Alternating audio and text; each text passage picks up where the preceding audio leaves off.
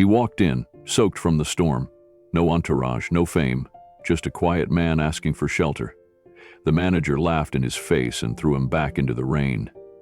But what they didn't know was that the man they humiliated was Keanu Reeves, and his next move would leave the entire hotel in ruins. Before we continue this incredible story, let us know where you're watching from.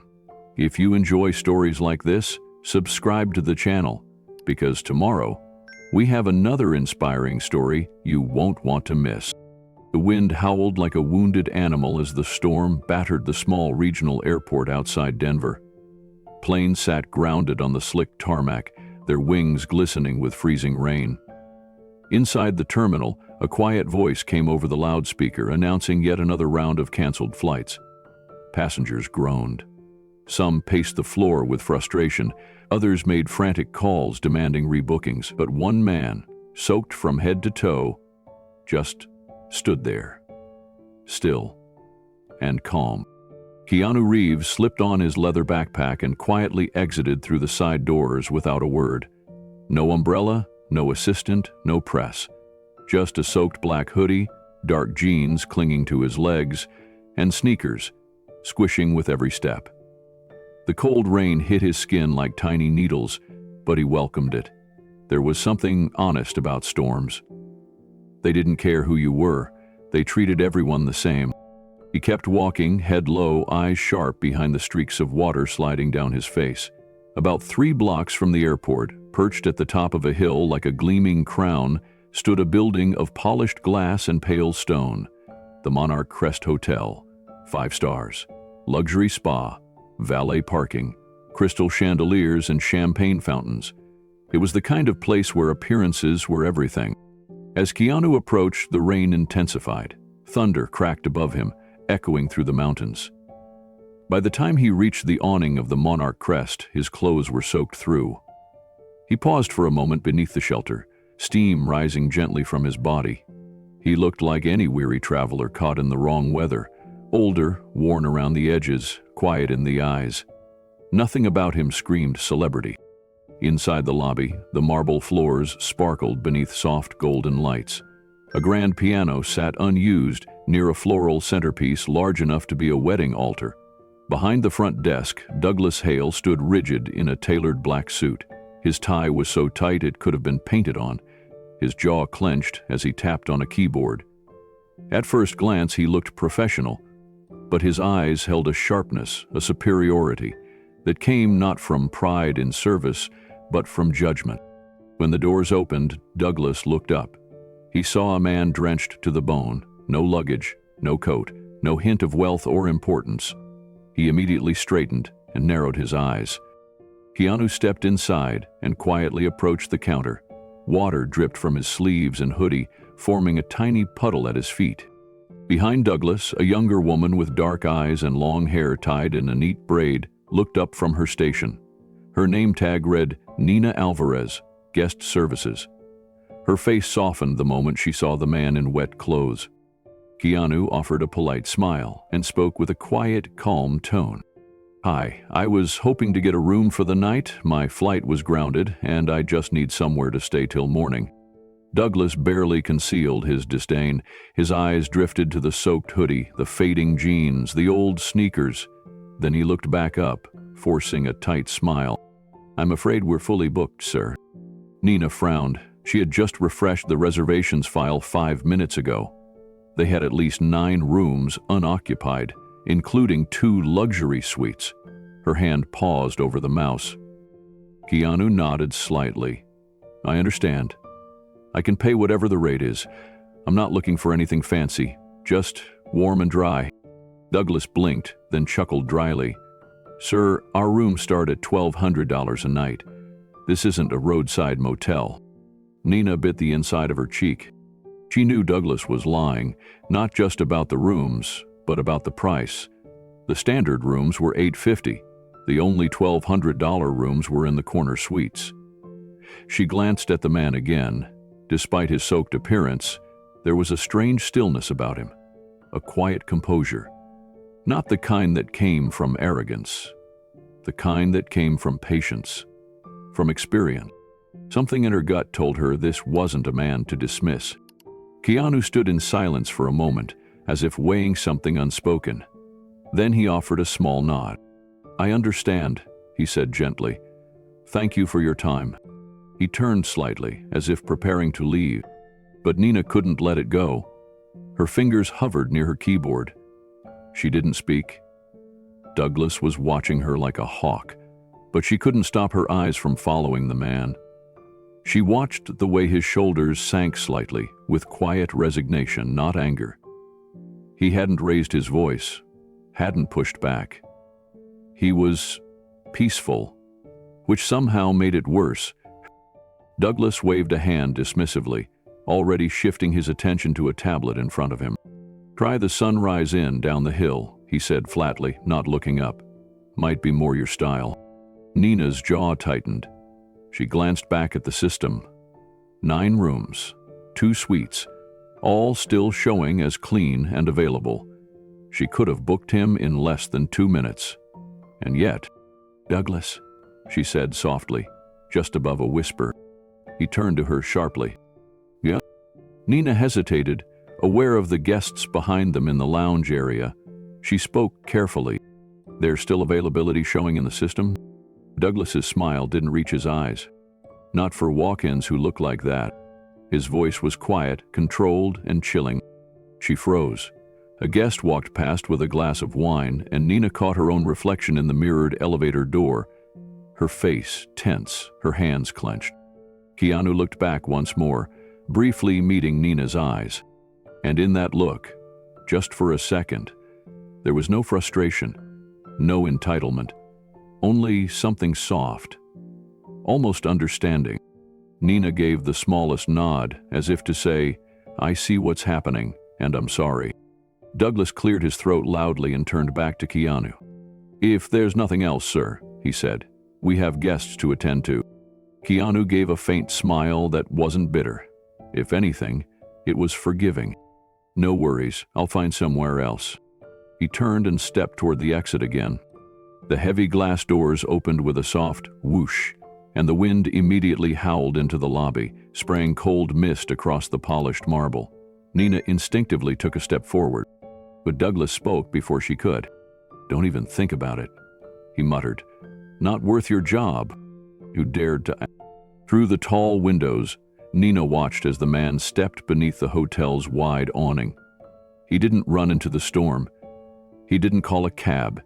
He just stood there, one hand in his pocket, the other reaching up to wipe rain from his brow. He pulled out a phone, pressed it to his ear, and began speaking to someone. Calmly, slowly, like the rain didn't matter. Nina turned back to her screen, but her eyes kept drifting to the glass. She couldn't shake the feeling that something about this man was important, that he wasn't just another drenched traveler in the wrong place at the wrong time. She didn't know who he was yet, but deep in her bones, she knew he was someone who mattered. The rain outside intensified, coming down in sheets now. Thunder cracked through the mountains again, loud enough to rattle the tall lobby windows. The lights flickered for a moment before settling. Most guests barely noticed, absorbed in their cocktails or hushed business meetings. But Nina noticed everything. She noticed how Douglas had resumed his usual routine, straightening his tie, smoothing his hair, walking briskly between arriving guests, flashing his artificial smile. 2 men in designer coats walked in, shaking water from their umbrellas. Douglas rushed forward with almost rehearsed enthusiasm. "Mr. Carlyle, welcome back. We've got your suite prepared. Fresh linens, your favorite wine, and the city view just as you requested." Nina watched him bow and gesture as if these men were royalty. The fake warmth in his voice was a performance she'd seen 100 times before. She also noticed how quickly he handed out the very rooms he had just denied to the man still standing under the awning. A wave of unease moved through her. This wasn't the first time Douglas had made decisions based on appearance, but tonight, something felt different. Something about the way that man had simply stood there, calm, observing, as if watching everything unfold with silent clarity. As Douglas led the wealthy guests toward the elevator, Nina moved slightly closer to the window. She could still see him, standing alone, speaking on the phone, rain glistening under the overhead light. The storm gave his silhouette a kind of gravity, like he didn't belong in the rain. But he wasn't avoiding it either. He seemed steady, composed, as if this wasn't the first time he'd been turned away, and it probably wouldn't be the last. "Alvarez," Douglas said sharply, returning to the desk. "You're staring again." Nina flinched. "Sorry, I was just—" "Don't bother," he cut her off. "If you want to keep this job, focus on the paying guests, not the charity cases." She bit her tongue. She needed this job. Her son Leo's field trip money was due next week. Rent was coming up, groceries, clothes. And yet, every part of her being screamed that what had happened wasn't just cruel, it was dangerous. You never know who you're turning away. Nina looked at the rain again. The man was still there. Not pacing, not impatient, just present. His other hand now moved as he spoke, gesturing slightly, like he was giving instructions. Calm, measured, deliberate, as if something important was being decided beneath that awning, while the rest of the hotel pretended he didn't exist. And then, for a moment, he looked up, through the glass, right at her. Their eyes met again. This time, something passed between them. Not a message, not a question, just a feeling. "You saw what happened, and I know you did." Nina's heart thudded hard in her chest. She didn't know his name, didn't know his story, but something told her this wasn't the end of it. This was the beginning. The lobby filled with the scent of citrus polish and lavender oil. Outside, the storm continued to rage, thunder groaning like some ancient drum in the distance. But inside the Monarch Crest, everything was still. Calm on the surface, cold underneath. Keanu Reeves remained beneath the awning, his soaked hoodie clinging to his frame. A valet had offered him nothing. A bellhop passed him without a word. He made no demands. He simply waited, occasionally glancing at his phone, tapping quietly, then returning it to his pocket. 10 minutes passed before Keanu re-entered the lobby, this time with his hood lowered. His hair was damp, swept away from his face. His eyes scanned the room once more before he walked, unhurried, to the front desk. Douglas Hale looked up and sighed audibly, already annoyed. "Back again?" he asked, the smile on his face as fake as the warmth in his voice. "Did the budget motel turn you away too?" Keanu didn't flinch. "My assistant confirmed they're full. I'd prefer to stay somewhere close to the airport. I'll be gone by morning." Douglas's mouth twitched as he looked the man over again. Drenched hoodie, sneakers that squeaked with every step, jeans that clung like second skin. His tone shifted, sharper now. "Sir, our guests tend to appreciate a certain level of presentation. Perhaps you'd be more comfortable somewhere less formal?"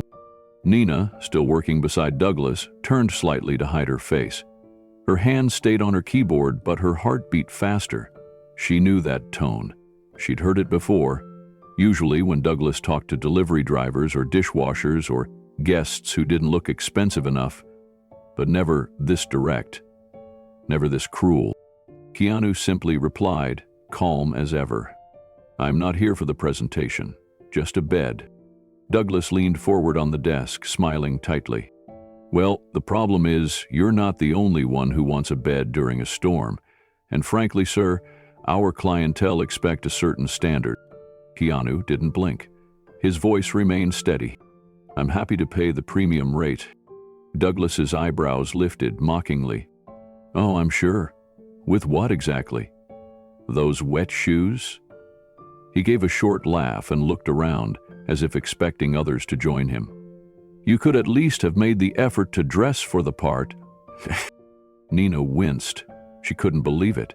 Her hands paused, fingers frozen above the keys. Keanu's expression didn't change, but something behind his eyes darkened, quietly, like a cloud drifting across the sun. Still, he spoke softly. "I don't believe I asked for anything free." Douglas took a breath, clearly enjoying himself now. "No, you didn't. But unfortunately, our rooms are unavailable." He pressed a button on the screen that grayed out several listings, making it look like the system had no vacancies. Nina watched him do it, watched him deliberately lie. Keanu saw it too, but he said nothing. He simply nodded, looked to the side, and stepped back again. As Keanu stepped aside, another group entered the lobby, the wind tugging at their expensive coats. The front doors whooshed open with a gust of cold air and wet laughter. 3 men and 2 women. Early 40s, sharp suits, designer luggage, entered like they owned the place. Douglas straightened instantly. His entire demeanor changed, like a switch had flipped. The scorn disappeared. In its place came a broad, theatrical smile. "Mr. Baines!" Douglas called across the lobby with rehearsed enthusiasm. "Welcome back. We've got your penthouse suite all prepared." Nina glanced at the system again. That suite had just been marked unavailable 5 minutes ago. It was the same one she knew Douglas had denied to Keanu. She watched Douglas practically sprint around the desk, taking the guests' coats with reverence. He offered champagne from a side table, spoke about the chef's new winter menu, and bowed slightly as he handed over their room keys.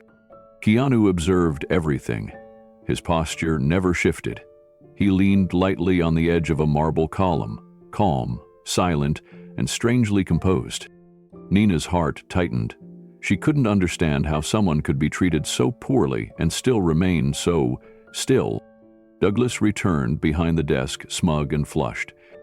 He noticed Keanu still waiting nearby and sneered quietly. "Persistent, isn't he?" he muttered. Nina couldn't help it. She glanced again toward the lobby doors. Rain continued pouring in sheets. The wind outside howled louder now, bending a tree on the sidewalk until it looked like it might snap.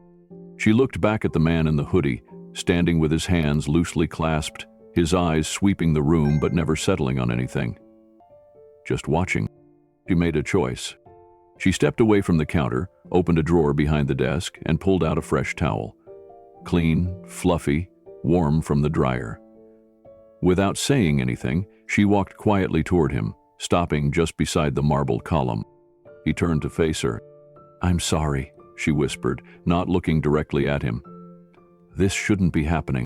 She offered the towel. Her hand trembled, just slightly. Keanu accepted it with a nod, his eyes meeting hers for a moment. There was a flicker of something, gratitude perhaps, maybe recognition, or maybe just the relief of being seen. "Thank you," he said softly. His voice was even, respectful, the kind of voice that belonged to someone used to offering grace even when he wasn't shown any. Behind them, a sharp voice sliced through the moment. "Nina," Douglas barked, "what exactly are you doing?" She turned slowly. "Just offering a towel. He's soaking wet." Douglas folded his arms, lowering his voice. "That's not our job. You want to run a charity, do it on your own time." Nina didn't answer. She turned back toward the desk. Her phone buzzed inside her blazer. She slipped it out and stepped away for a second, glancing at the screen. A message from her son, Leo. "Hi, Mama. Are you almost off? Can you call me? The thunder is scaring me." She closed her eyes for a beat, then typed back quickly. "I'll be late tonight, sweetie. Be brave. I'll call you soon." She didn't tell him why. Nina returned to the front desk, still shaken. Her fingers hovered above the keyboard, but her thoughts were miles away. She could still see Leo's face in her mind, wide-eyed under a blanket, frightened by the thunder that seemed to split the sky in half. He hated storms, and she hated not being able to comfort him. Douglas was typing something furiously into the hotel system, pretending to be busy, but every few seconds he looked up, just to make sure Keanu hadn't moved. Keanu hadn't. He remained standing, drying his hands quietly with the towel, eyes scanning the lobby again. He wasn't staring, he was absorbing. Every exchange, every lie, every smirk, every smile meant for someone else, watching how this place worked. Another couple arrived, this one dressed in matching wool coats. Douglas rushed forward before they could even announce themselves. More names, more room keys, more fake laughter. It happened again and again. 3 more reservations were filled, all rooms that had been supposedly unavailable minutes earlier, all handed out to people who looked the part. And all while Keanu stood no more than 20 feet away. Nina felt her stomach churn. She knew this wasn't about policy, it wasn't about protocol, it was about image. A soaked man in worn clothes didn't fit the brand. She glanced back toward the front. The rain showed no sign of letting up. In fact, it seemed to be getting worse. Keanu finally stepped forward one last time, calm, collected, his voice as level as it had been an hour ago. Just to confirm, there are no rooms available tonight? Douglas didn't look up. That's correct, he said flatly. No rooms, no suites, no exceptions. Keanu nodded slowly, eyes thoughtful. Then he said something that made Nina pause. That's what I thought. Thank you. There was no anger in his tone, but something about those words, how simply he said them, made it feel heavier than anything he could have shouted. As if he wasn't just accepting an answer, he was closing a chapter. Keanu turned to leave. But before he reached the doors, he paused and looked back, not at Douglas, but at Nina. Their eyes met again, and for the first time he offered a real smile, small, subtle, but warm. Nina felt it hit her in the chest. Then he stepped outside, back into the storm, pulling his hood up as he disappeared beneath the awning. Douglas scoffed. Good riddance, he muttered. Honestly, what kind of man shows up looking like that and expects to sleep at the Monarch Crest? Nina didn't answer. Her fingers curled around the edge of the desk. Douglas went back to poring over reservations, completely unaware of the moment he'd just missed. But Nina knew, and though she said nothing, she had the distinct feeling that something far bigger had just begun. Something that would change everything. The storm outside had grown angrier. Rain pelted the pavement like it was trying to bruise the earth. Lightning split the sky every few seconds, and the wind twisted in low, sharp gusts. But beneath the tall awning of the Monarch Crest, Keanu stood still, hands in his jacket pockets, his hood pulled low. Nina couldn't look away. Each time she glanced up from her screen, her eyes found him again. He wasn't pacing or trying to flag down taxis. He wasn't making a scene. He simply stood beneath the shelter, watching the storm roll through the streets like he'd seen it all before. And maybe he had.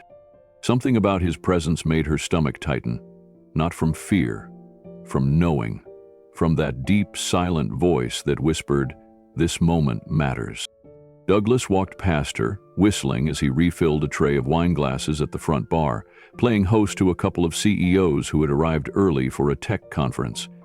He hadn't given the man outside a second thought. But Nina couldn't forget him. She turned to Marcus, the bellman on duty that evening, and whispered without looking up, "Can you cover for me for a minute?" Marcus gave her a quick nod, sensing the tension. Nina moved toward the coat closet behind the desk. She pulled out one of the large hotel umbrellas, black gold trim with the Monarch Crest logo printed along the edges. Her fingers wrapped tightly around the handle as she walked toward the glass doors. She paused. The moment her hand reached the brass handle, she heard Douglas's voice behind her. "Nina, where are you going?" She turned back halfway, her face calm. "I'm just stepping out for a moment." He narrowed his eyes. "To help him?" She didn't answer. She didn't need to. Douglas scoffed. "You helped that man. You'll answer for it." Nina turned fully now, voice soft but unwavering. "Then I'll answer for it." And she opened the door. The wind hit her like a wave. Cold rain splashed against her face, soaking her blouse and dark slacks within seconds. She raised the umbrella and walked steadily to where Keanu stood, unmoved by the chaos around him. He looked up as she approached. Nina stopped 2 steps in front of him and tilted the umbrella to cover them both. "I'm sorry," she said quietly, her voice nearly lost in the wind. "That wasn't right. You didn't deserve it." Keanu stared at her for a moment. Then, very slowly, he smiled. A soft, warm smile that made her breath catch in her throat. "You didn't have to come out here," he said gently. Nina shook her head. "No, but I did." He chuckled faintly. "You'll get in trouble." "I'm already in trouble," she replied, "so I may as well do the right thing while I'm in it." Keanu glanced up at the thunderclouds, then back at Nina. His voice remained calm and low, as if the storm didn't touch him. "What's your name?" "Nina." "Nina Alvarez." He nodded once, then offered his hand. It was rough from the cold and still damp from the rain, but warm. "Keanu," he said. She shook it, recognizing the name but not yet making the connection. "I work the front desk," she added, "but I also clean offices downtown in the morning." "2 jobs?" He looked at her more closely now. "That's a lot." She gave a tired smile. "I've got a little boy, Leo, 8 years old. Bright, funny, smarter than me most days. He wants to be a filmmaker someday. He builds little scenes with his action figures and uses my phone to record them. Then edits everything on this old laptop I got off Craigslist." Keanu's expression softened, listening intently. It wasn't the kind of polite listening most people did to pass the time. It was the kind that told her he really heard her. "I used to do stuff like that," he said. "Used to take apart old VHS machines just to see how they worked. I never would have made it without a few people believing in me." She smiled again, this time more genuinely. "Well, that makes 2 of us standing in the rain trying to make something out of nothing." They stood in silence for a moment, the umbrella shielding them from the worst of the rain. Nina took a deep breath, then reached into her coat pocket and pulled out a small notepad. "I could call a few places for you," she offered. "Some hotels near the university sometimes have last-minute cancellations. They're not fancy, but at least they're dry." Keanu's eyes softened further. "I appreciate that, but I don't want you to get in trouble." She shrugged lightly. "I've been in worse trouble." He looked down at her shoes. They were soaked through, just like his. Her hair was plastered to her neck. Her blouse was already clinging to her arms. She didn't have to do this. But she did. He nodded. "You've got a good heart." Nina hesitated for a second. Then she said something without knowing why she trusted him. "You know, most days I just try to survive. Get through the shift, pay the bills, be there for Leo. I don't think I've made someone's day better in a long time. So, thank you for giving me the chance." Before Keanu could respond, the doors behind them banged open. Douglas's voice cut through the storm like a whip. "Nina." They both turned. He stormed toward them, soaked instantly in the wind and rain, his blazer flapping behind him. "What the hell do you think you're doing?" Douglas stomped toward them, fury written across every inch of his face. Rain immediately soaked his slicked-back hair and pristine suit, but he didn't seem to care. "Nina Alvarez," he shouted, pointing a trembling finger at her. "Get back inside. Now." Nina stood her ground, still holding the umbrella above both herself and Keanu. "I was helping a guest," she said calmly. "He's not a guest," Douglas barked. "He's a vagrant standing under our awning, making this place look cheap. You think we don't have standards?" Keanu's expression didn't shift. He remained quiet, watching Douglas the way a scientist might watch a machine malfunction. Nina's voice was firm now, but low. "He asked for a room. You lied and said we were full." Douglas's face flushed red. "I don't answer to you. I answer to Mrs. Garland, and if she knew what you were doing—" Keanu interrupted softly. "It's okay, really." He turned to Nina. "You don't have to get in trouble over this." Nina shook her head slowly. I'm not letting you stand in a storm like that without at least trying. Douglas took a step forward, eyes narrowing. That's it, he hissed. You're done. Keanu looked at him now, directly, without blinking. She's not the one who should be done. Douglas ignored him completely and spoke to Nina again. Consider this your official termination. You can collect your final check tomorrow. Now leave the property immediately. Nina stood still for a second. Her face was wet with rain, her hair clinging to her cheeks, but her back was straight. Her hands didn't tremble. She handed the umbrella to Keanu and turned to face Douglas fully. You know what? Good. Douglas blinked, stunned. I'm tired of working for someone who thinks kindness is a weakness. She looked once more at Keanu, gave him a small smile, then walked back toward the lobby. Keanu turned to Douglas as she passed. Didn't have to go that way, he said, voice quiet but sharp. Douglas sneered. Don't act like you're anyone important. You think a smile and a sob story are going to get you into a luxury suite tried down the street? Keanu stared at him for a long moment. The rain poured around them. Thunder rumbled again, long and low. Then Keanu nodded once, slowly. Understood. And he turned, umbrella in hand, walking calmly down the steps and out into the storm. Douglas shook his head and muttered to himself, water dripping from his hairline. Inside, Nina returned to the front desk and grabbed her coat and purse. Marcus looked up at her, startled. You okay? Nina nodded slowly. I did what I had to do. Then she slipped out the side entrance and into the night, soaked, unemployed, uncertain, but with her dignity intact. And though she didn't know it yet, that moment under the umbrella had already begun changing her life.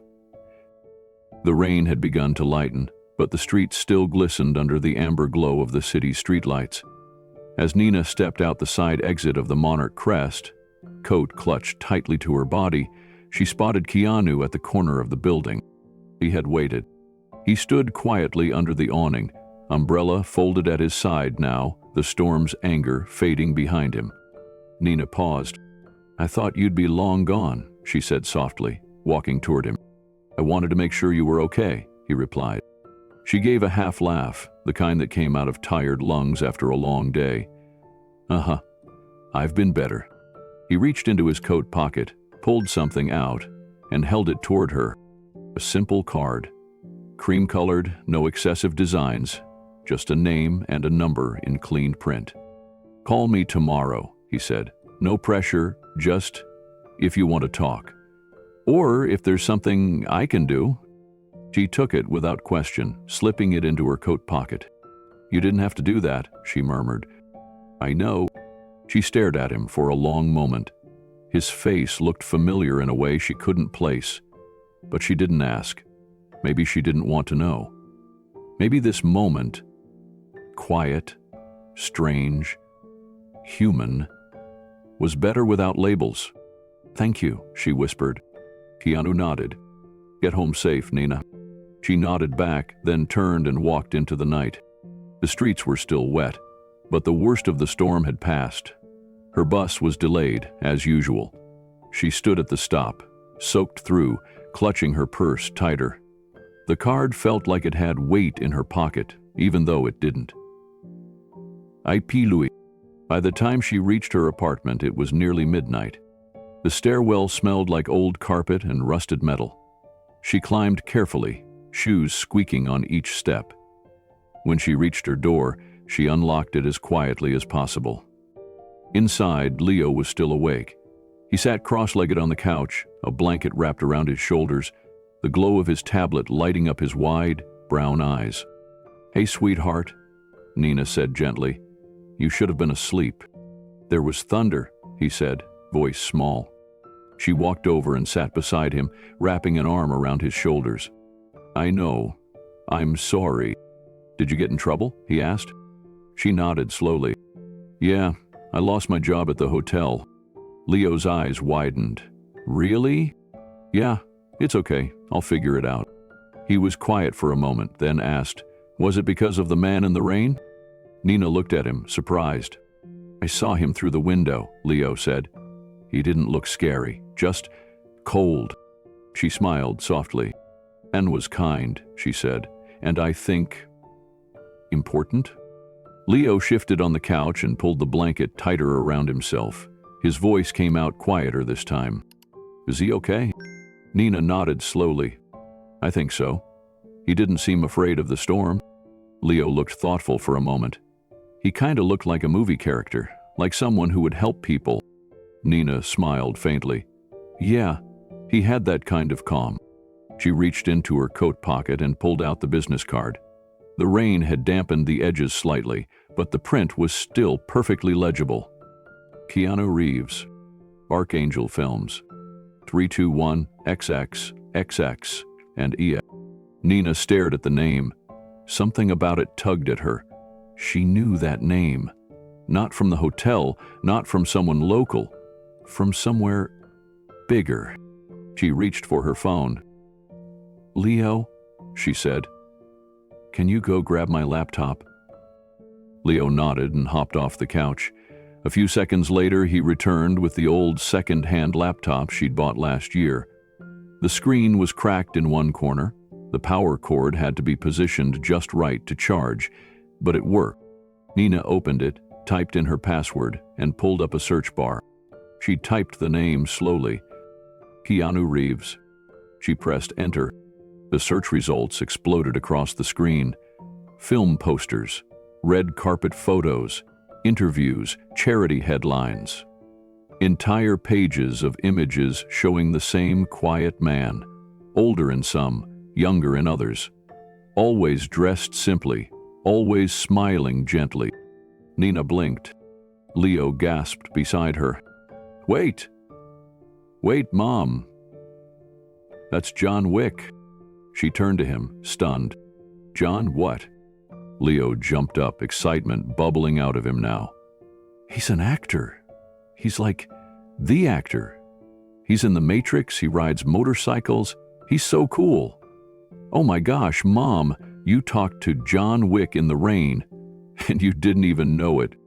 Nina was still frozen, her eyes stuck on the images.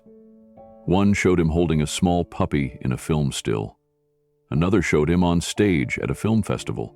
Another one, taken just weeks ago, showed him arriving at an award ceremony, dressed in a simple black suit, hair falling over his collar the exact same way it had tonight. She covered her mouth with her hand. That's why his name sounded familiar. Leo plopped back down beside her, wide-eyed. "You have to call him. You have to." Nina stared at the card again. Everything about the man outside had seemed normal, humble, even fragile in that moment. But the pictures on her screen told another story. He was famous, powerful, rich. He didn't need help. He could have bought the entire hotel. And yet, he hadn't told her who he was. He hadn't acted entitled. He'd just stood in the rain and listened. Nina leaned back on the couch, the business card resting on her knee. Her fingers traced the edge slowly, still unsure whether the whole night had actually happened or if exhaustion was playing tricks on her. Leo tugged on her sleeve. "Mom, what are you going to do?" She took a deep breath. "I'm not sure yet." He looked up at her, eyes hopeful. "Do you think he'll help you get your job back?" She smiled sadly. "Maybe. But I don't think that's what this is about." Leo tilted his head. "Then what is it about?" Nina looked at him, and for a moment she didn't see a little boy. She saw the reason she woke up early every morning, stayed up late every night, and never stopped trying, no matter how many doors closed in her face. "It's about doing what's right," she said quietly, "even when it doesn't seem to matter." Leo nodded solemnly, like he understood more than an 8-year-old should. Nina stood and walked to the small kitchen. She poured Leo a cup of warm milk, then set it beside him. "Time to try again," she whispered. "We've got another mountain to climb tomorrow." Leo sipped the milk slowly, still glancing back at the laptop screen every few seconds. Keanu's face remained frozen on the screen. A still photo from an old interview. His expression in it was almost exactly like it had been in the storm. Gentle, thoughtful, waiting. Do you think he really meant it? Leo asked. When he said, "Call me," Nina folded the business card once and placed it on the table beside her phone. "Yes," she said, "I do." She turned off the lights, tucked Leo into his small bed, and kissed his forehead. As she lay down in her own bed minutes later, sleep did not come easily. Her mind ran through everything. The sharp snap of Douglas's voice, the moment Keanu's smile broke through the storm, the weight of the towel she handed him, the fury in her manager's eyes, and the quiet way Keanu had said, "Thank you." She closed her eyes, but the storm was still behind them, still shaking the windows of her memory. But something else had happened too. Someone had looked at her and seen her. Not just a receptionist, not just a tired mom, not just another woman trying to hold it all together.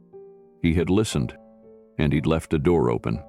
As the wind outside faded to a soft whistle, Nina whispered into the dark, "Please let this mean something." Then, for the first time in days, she let herself hope. Not because she'd lost her job, but because something bigger had just begun. And it all started with a card, a storm, and a stranger who chose kindness over power. At exactly 8:04 a.m., Douglas Hale marched into his office with a fresh espresso, humming confidently as if he'd just closed $1 million deal. He wasn't worried. In fact, he felt vindicated. He had protected the Monarch Crest's reputation. No one could say he'd been anything but decisive.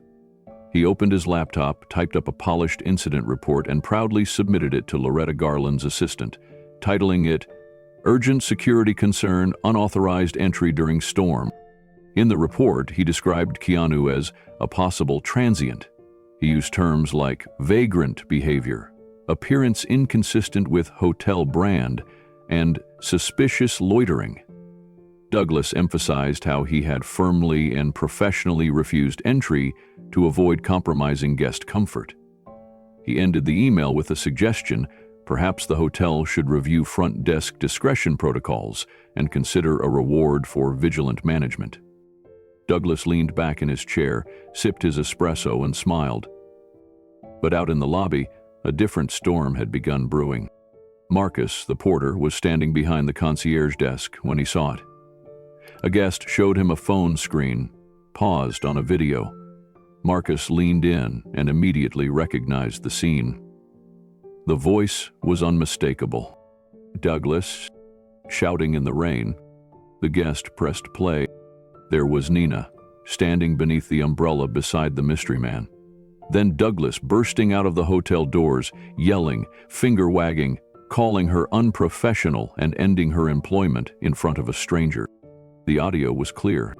The guest chuckled, clearly unaware of the implications. "This is blowing up on Twitter. Some guy in a suite filmed it from the second floor."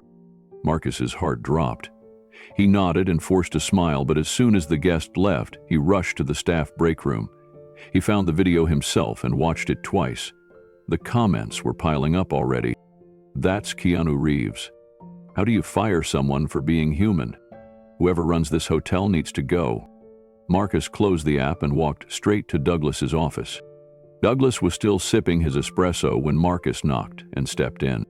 "You might want to check Twitter," Marcus said, his voice tight. Douglas raised an eyebrow. "Why?" "There's a video of what happened last night, and people know who that guy was." Douglas blinked.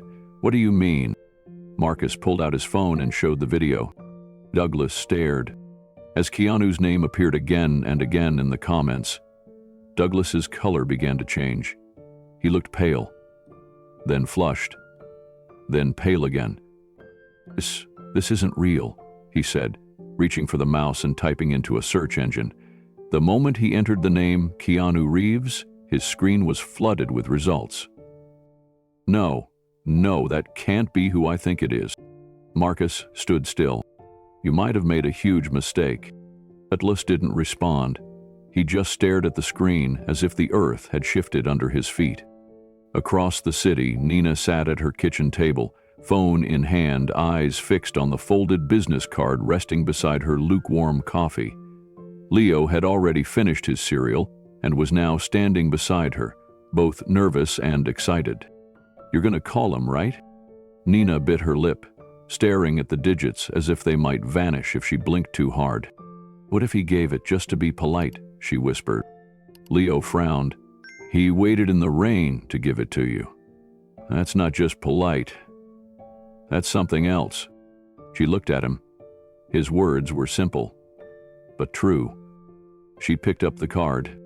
Her fingers hovered above the phone screen as she manually typed in the number. It rang once, then twice.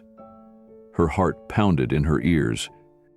Third ring, then she heard a voice. "Hello?" It was unmistakable, calm, deep, and familiar. "Hi," she said quickly. "This is Nina from last night. I just wanted to say thank you for the card, and—" He interrupted gently. "I'm glad you called." She blinked. "Really?" "Yes. I meant it when I said you should, and thank you for standing up last night. That wasn't easy." Nina exhaled, her shoulders relaxing slightly. "You didn't deserve what happened." There was a pause on the other end. "I'd like to meet again, if you're open to it." Nina hesitated, not because she didn't want to, because it still felt surreal. "Of course," she said. "Where?" "There's a place downtown I like, Sequoia Coffee. Quiet, good for conversations." She nodded instinctively, then remembered he couldn't see her. "Yes, I know it. What time? An hour from now?" "I'll be there." They exchanged brief goodbyes, and the call ended. Nina looked at Leo. He was grinning ear to ear. "You're gonna meet Keanu Reeves again." She grabbed her coat. "We're going to meet him." Leo's eyes lit up. "Really? You think I'm leaving you behind for this?" They stepped outside 10 minutes later. The rain now reduced to a faint drizzle. The sidewalk still shimmered from last night's storm. Nina held Leo's hand as they walked to the subway. On the ride downtown, Leo talked the entire time about what he'd say to Keanu, what he'd ask, what kind of movies he liked. Nina smiled, nodding along, but her mind kept circling back to the fact that this was all real. A man she met by chance, a night that changed everything. And now, this meeting. She wasn't sure what to expect. A job offer? A thank you? Or maybe something even more unexpected. As they stepped off the subway and began walking toward the coffee shop, Nina glanced down at Leo. "You okay?" He nodded confidently. "I've never met a movie star before, but I think he's more than that." Nina looked ahead, heart steady now. "So do I." Sequoia Coffee sat on the corner of a quiet street just off the main boulevard. The inside was warm and softly lit, with the scent of cinnamon and roasted beans wafting through the air. Most of the tables were filled with people typing on laptops or chatting in hushed tones. But one table near the back sat empty, with a white ceramic mug already placed on it. Keanu was there, seated calmly with a black hoodie and a ball cap pulled low. He glanced up just as Nina and Leo entered. He smiled. Nina hesitated only a second before leading Leo over. She felt strangely calm now, not nervous, not starstruck, just centered. "Hi," she said softly. "Hi," Keanu replied, standing to greet them. He shook Nina's hand, then crouched slightly to offer his hand to Leo. "You must be Leo." Leo beamed. "You're John Wick." Keanu chuckled. "Sometimes." They sat. A barista brought 2 more mugs to the table, and Keanu gestured for Nina and Leo to take them. For a few moments they just sipped in silence, the comfort of the space settling around them. "I didn't realize who you were," Nina said finally. "Not until last night, after I got home." "I figured," he said. "That's partly why I didn't say anything." "Why?" Keanu looked at her thoughtfully. "Because when people know they stop seeing you, they start seeing whatever version they already believe. And last night, you saw me." Nina nodded slowly. "You looked cold, that was enough." Keanu smiled. "That meant more than you know." Leo leaned forward. "Are you going to help my mom get her job back?" Nina opened her mouth, flustered, but Keanu answered first. I don't think she needs that job back. Nina tilted her head, curious. What do you mean? He reached into his bag and placed a small folder on the table. Inside was a letter. It had the Archangel Films logo on top. We're working on something new, Keanu said. A project about everyday people. Real lives. Small kindnesses that ripple out. We're not just making films. We're building a foundation, too, focused on lifting people up, not just entertaining them. He met her eyes. I think you belong in that kind of work. Nina opened the folder slowly. Her name was on the first line. I don't have a college degree, she said quietly. No film experience.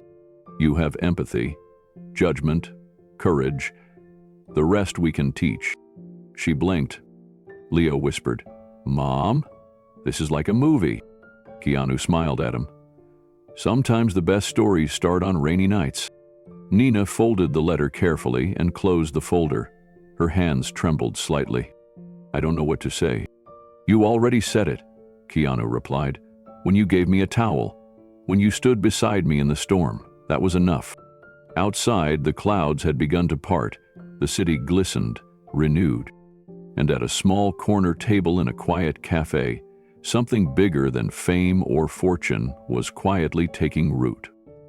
Leo was still gripping the folder when Keanu leaned over and asked, You like movies? The boy's face lit up. I love them, especially the kind where everything's made out of paper or clay. To stop movement. Leo nodded fast. I make little ones at home, with my phone. I use toys, and I draw the backgrounds on cereal boxes. Keanu smiled. That's serious creativity. Leo pulled out his small phone, clearly well-worn and covered in cartoon stickers, and tapped open his gallery. Want to see? Absolutely. He scooted closer and began scrolling through clips. A tiny plastic dinosaur walked across a jungle made of green construction paper. Another clip showed a robot, built from old batteries, dancing on top of a shoebox stage. Keanu watched with real interest, leaning in, eyes never leaving the screen. You did all this yourself? Leo nodded proudly. I even add the sound with my mouth sometimes. Like, pew pew pew. Keanu chuckled. I did that too. When I was your age. You made movies too? He nodded. Not good ones, but it taught me how to look at things differently. Nina watched the exchange with quiet warmth. Seeing her son's confidence bloom in front of someone he admired made her heart swell. Keanu looked at her. You've done a good job. She lowered her eyes. We just try to get through the day. That's our main strategy. Still, he said, you're building something. That matters. He leaned back in his chair, sipping his coffee again, before placing the mug down slowly. You said something yesterday that stuck with me, he said. That it's about doing what's right, even when it doesn't seem to matter. Nina nodded. That's how I was raised. Keanu tapped the side of his mug, then met her eyes again. My team and I were here in Colorado this week for location scouting. We're planning a creative retreat, something we do once a year for writers, directors, and engineers we collaborate with, usually a few dozen people. We rent out a hotel for a week, host panels, creative labs. We bring a lot of business to wherever we land. Nina leaned in slightly. I was scouting hotels, but not as myself, just walking in, seeing how people treat someone they don't recognize. She blinked. You were testing them. He nodded. I was going to choose the Monarch crest. It had the perfect layout, good amenities, enough privacy. We would have brought in close to $5 million in revenue between rentals, media coverage, and extended local business. Her breath caught. And now? She asked. Keanu's expression didn't change, but his voice grew quieter. Now I'm looking elsewhere. Nina swallowed hard. She thought of Douglas, of the smugness in his voice, of how quickly the door had closed on someone who looked unimportant. Nina shook her head slowly, her voice low. They had no idea who you were. They didn't need to, Keanu replied. That's the point. I wanted to see how they treated a stranger. Leo looked up. So, they failed? Keanu gave him a small smile. Let's just say they missed an opportunity. Nina still looked stunned. $5 million. That could have kept that hotel afloat for years. Keanu nodded. And I don't hold grudges, but I do pay attention. The way people behave when they think no one's watching, that tells you everything. Nina leaned back, processing it all. He reached into his jacket and pulled out another folder, smaller, thinner than the one before, and slid it across the table. This is for you. Nina hesitated. You already gave me a job offer. This is something more specific. She opened the folder slowly. Inside was a simple typed sheet with a header, Archangel Guest Experience Team. You want me to be part of your staff? She asked. Keanu nodded. We're building a new hospitality division. People who understand more than customer service. People who understand dignity, intuition, heart. She closed the folder gently. He replied, Why me? Because you stayed human, even when you had something to lose. You didn't know who I was. You didn't care. You just did the right thing. Nina looked down. Her fingers traced the edges of the folder. This is a lot. I'm just a front desk worker. Not anymore, Keanu said softly. Unless you choose to be. She hesitated. Is this pity? His gaze met hers directly. No, this is trust. Nina glanced at Leo, who was now staring wide-eyed at both of them. This would mean leaving a lot behind, she said, even if it wasn't much. Keanu nodded. I understand. She paused again. You really think I could do this? I wouldn't offer it if I didn't. Leo leaned forward suddenly, voice high with urgency. Mom, you helped him. Now he wants to help you. It's like in one of my movies, when the hero picks someone to join the team. And they say yes, always. Keanu smiled. You've got a smart kid. Nina gave a quiet laugh. Too smart some days. She looked back down at the folder, then at Keanu. What would it involve? Travel, eventually, but we'd start local. You'd be helping coordinate events, experiences, logistics for high-value guests, but mostly, you'd help make people feel safe. Nina exhaled. Safe. That's a word I haven't heard in a while. Then maybe it's time you started hearing it more often. A silence settled over the table again, but it wasn't awkward. It was heavy, full of decisions, possibilities, and something Nina hadn't let herself feel in a long time. She looked out the window at the soft Colorado light breaking through the gray clouds. Then she whispered, I think I want to say yes. Keanu didn't react with celebration. He simply nodded, like he'd known she would arrive there in her own time. You don't have to decide everything today, he said. We can take it step by step. Nina nodded slowly. Step by step sounds about right. Leo reached across the table and gave her a firm little fist bump. Told you this was going to be a good day. Keanu laughed softly. I think Leo might need a role too. Leo's eyes lit up. Really? What kind? We'll see, but I know creativity when I see it. Nina leaned forward again. Just so you know, I'm not used to being chosen. Maybe that's because no one took the time to really see you, Keanu said. Until now. A waitress passed by with refills, and Nina wrapped her hands around the warm mug, grounding herself in the moment. It felt strange, this sudden shift. Just 24 hours ago, she'd been fired in the rain.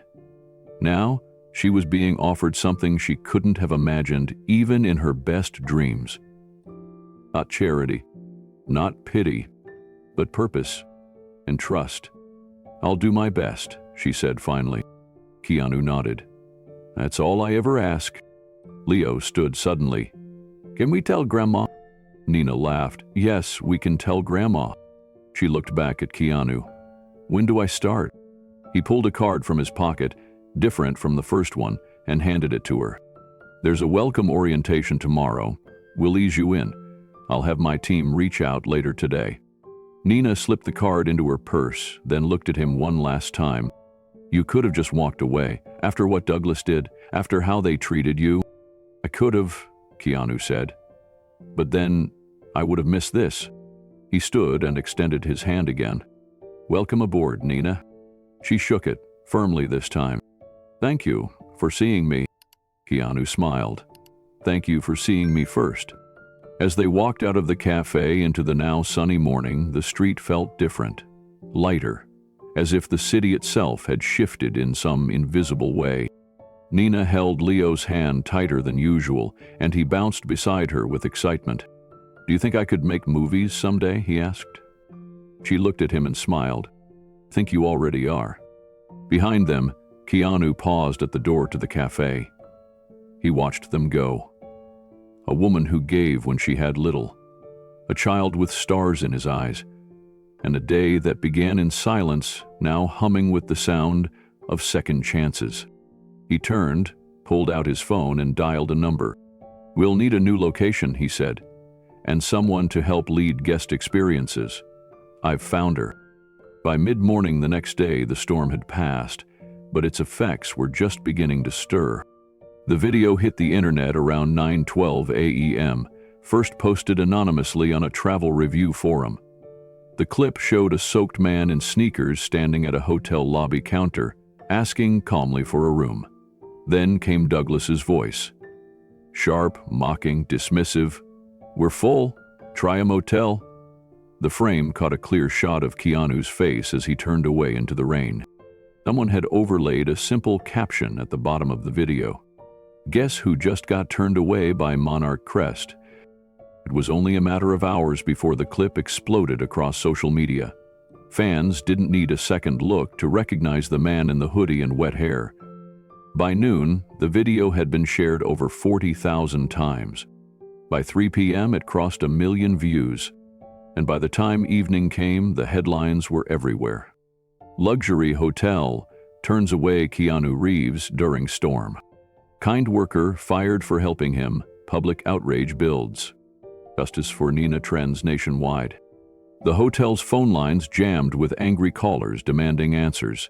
Their Yelp page was flooded with one-star reviews from people who had never stepped foot inside but had seen enough. Longtime clients canceled future reservations without explanation. A few posted public letters calling the treatment embarrassing and a disgrace to hospitality. Marcus, the porter who had witnessed it all from the edge of the lobby, sat in the staff break room, reading through the flood of comments. "Man," he whispered, "this thing is blowing up." He refreshed the screen again. The views kept ticking upward. Meanwhile, Douglas Hale sat in his office on the top floor, smugly sipping from a double hot espresso and scrolling through his email. He had no idea what was happening online. He was too busy composing a report titled Incident Summary, Potential Trespasser and Employee Overstep. He was particularly proud of one sentence. "I made a swift judgment call to preserve the image of the hotel and protect our high-value guests." Douglas clicked send, satisfied, and leaned back in his chair. That satisfaction lasted exactly 11 minutes. At 2:37 p.m., Loretta Garland's private jet landed in Denver. The owner of Monarch Crest had been in Italy for a week finalizing a resort partnership. Her assistant met her with an iPad already queued up to the viral video. She watched it twice. Then she said, "Get my driver." 10 minutes later, she was in the back of a black town car headed toward the hotel, silent, fuming. She had built Monarch Crest with care, branding it as elite, but warm, elegant, but respectful. Her entire reputation, her investors, her legacy, now hung in the balance because of one short video of a man being denied a room in the cold. And she knew exactly who that man was. By the time Loretta Garland stepped through the Monarch Crest's gleaming entrance, the entire front desk staff had already heard she was coming. Conversations stopped. Phones were put down. Marcus, standing just behind the luggage stand, nudged one of the housekeepers. "Watch this," he whispered. Douglas strutted out to greet her, buttoning his jacket and fixing his collar like a general preparing for a parade. His smile was wide, confident, polished. "Mrs. Garland," he said, extending a hand. "Welcome back. We're so thrilled to—" "Save it," she said coldly, walking right past him. Douglas blinked. He quickly followed her into the executive lounge behind the main counter. She turned sharply. "Sit," he said. Loretta placed her purse down on the coffee table and pulled out a printed photo from her folder. It was a screen grab from the viral video.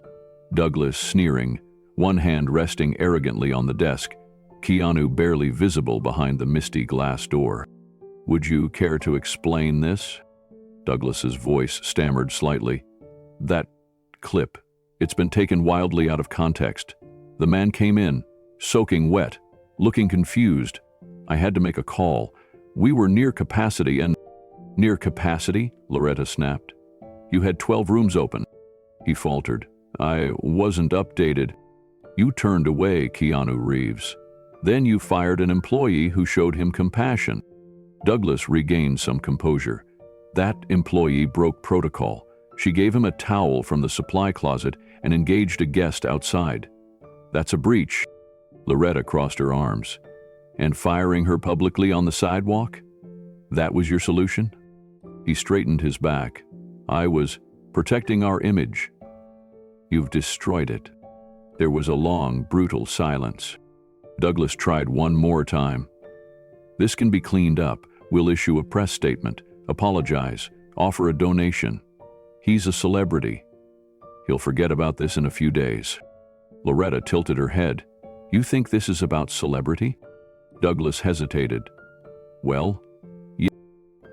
"No," she said. "This is about character." She turned toward the glass walls that looked out over the now quiet lobby. "And yours just went viral." Douglas clenched his jaw. "So what now? You're going to fire me?" Before Loretta could speak, the door opened slightly.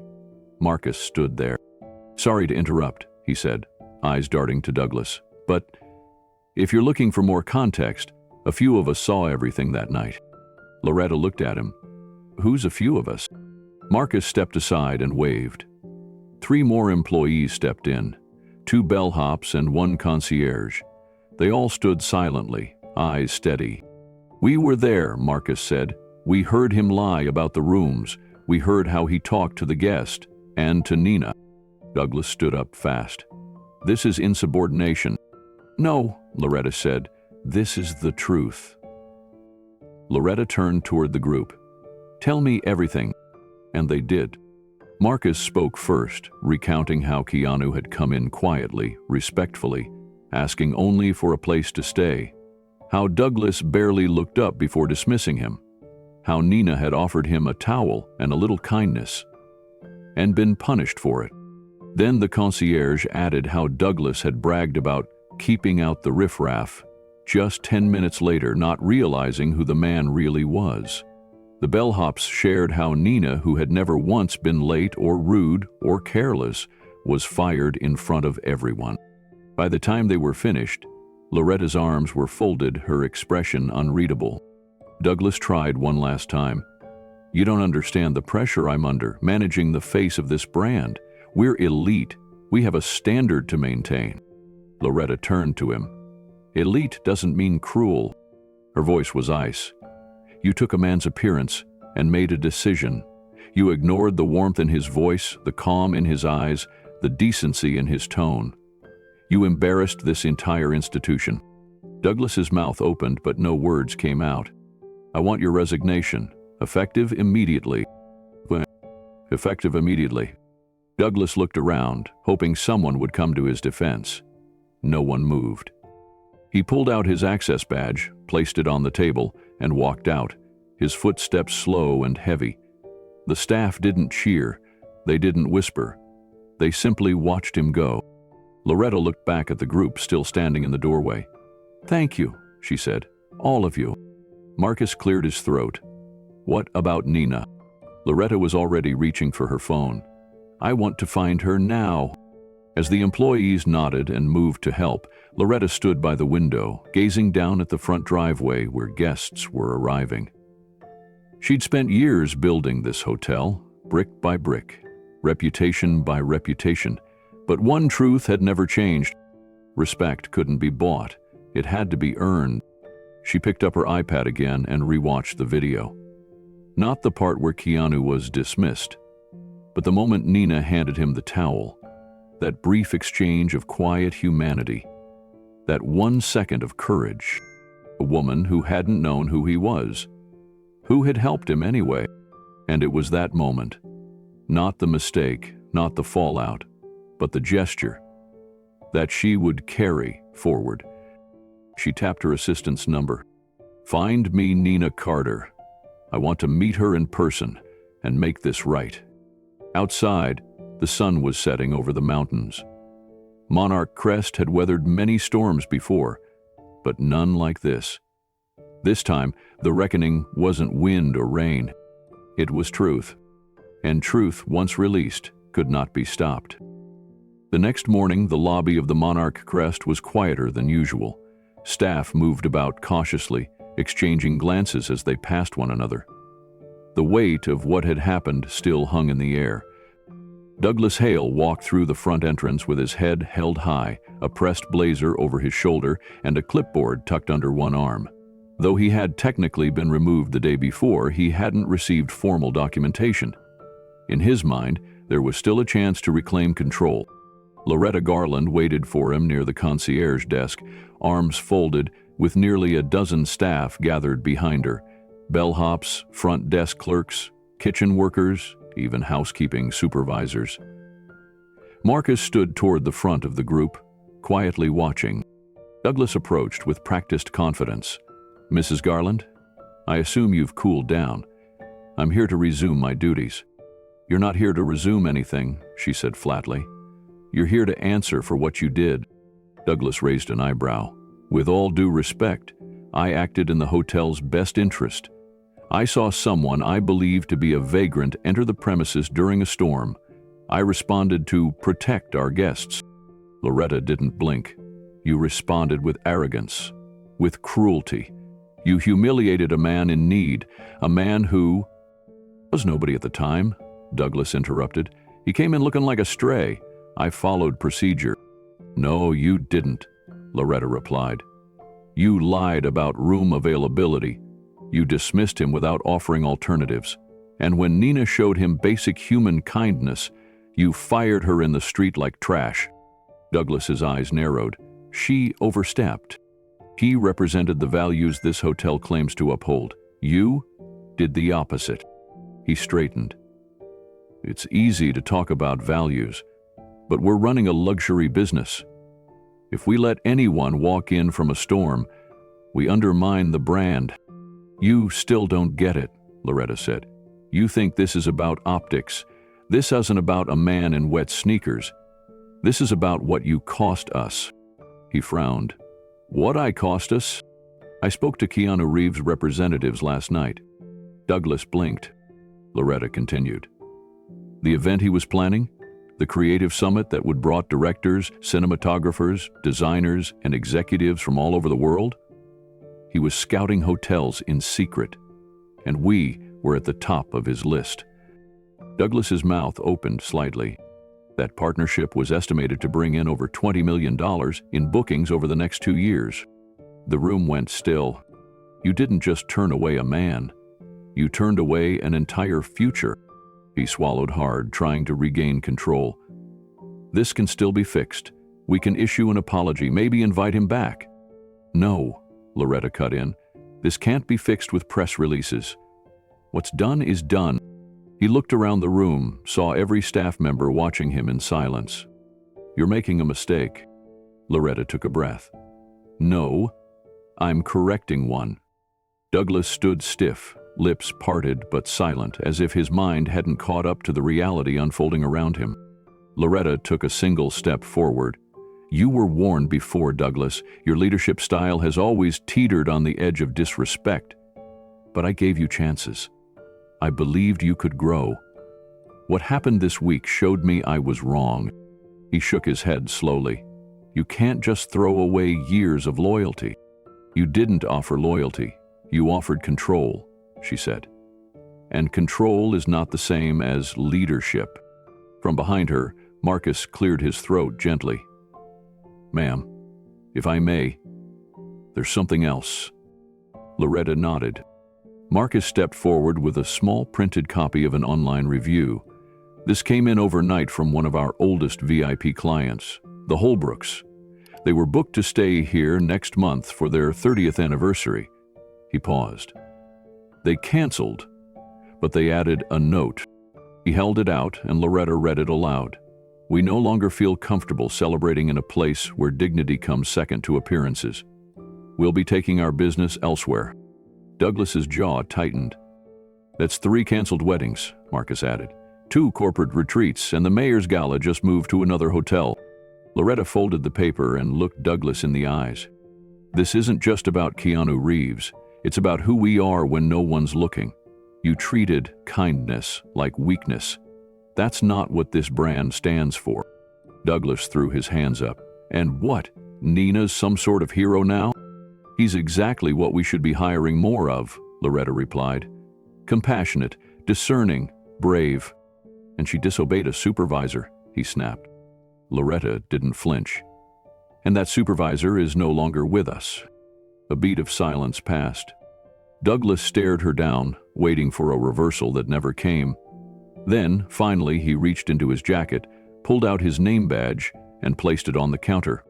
You'll regret this. Loretta didn't respond. He turned and walked away, the weight of silence pressing behind him with every step.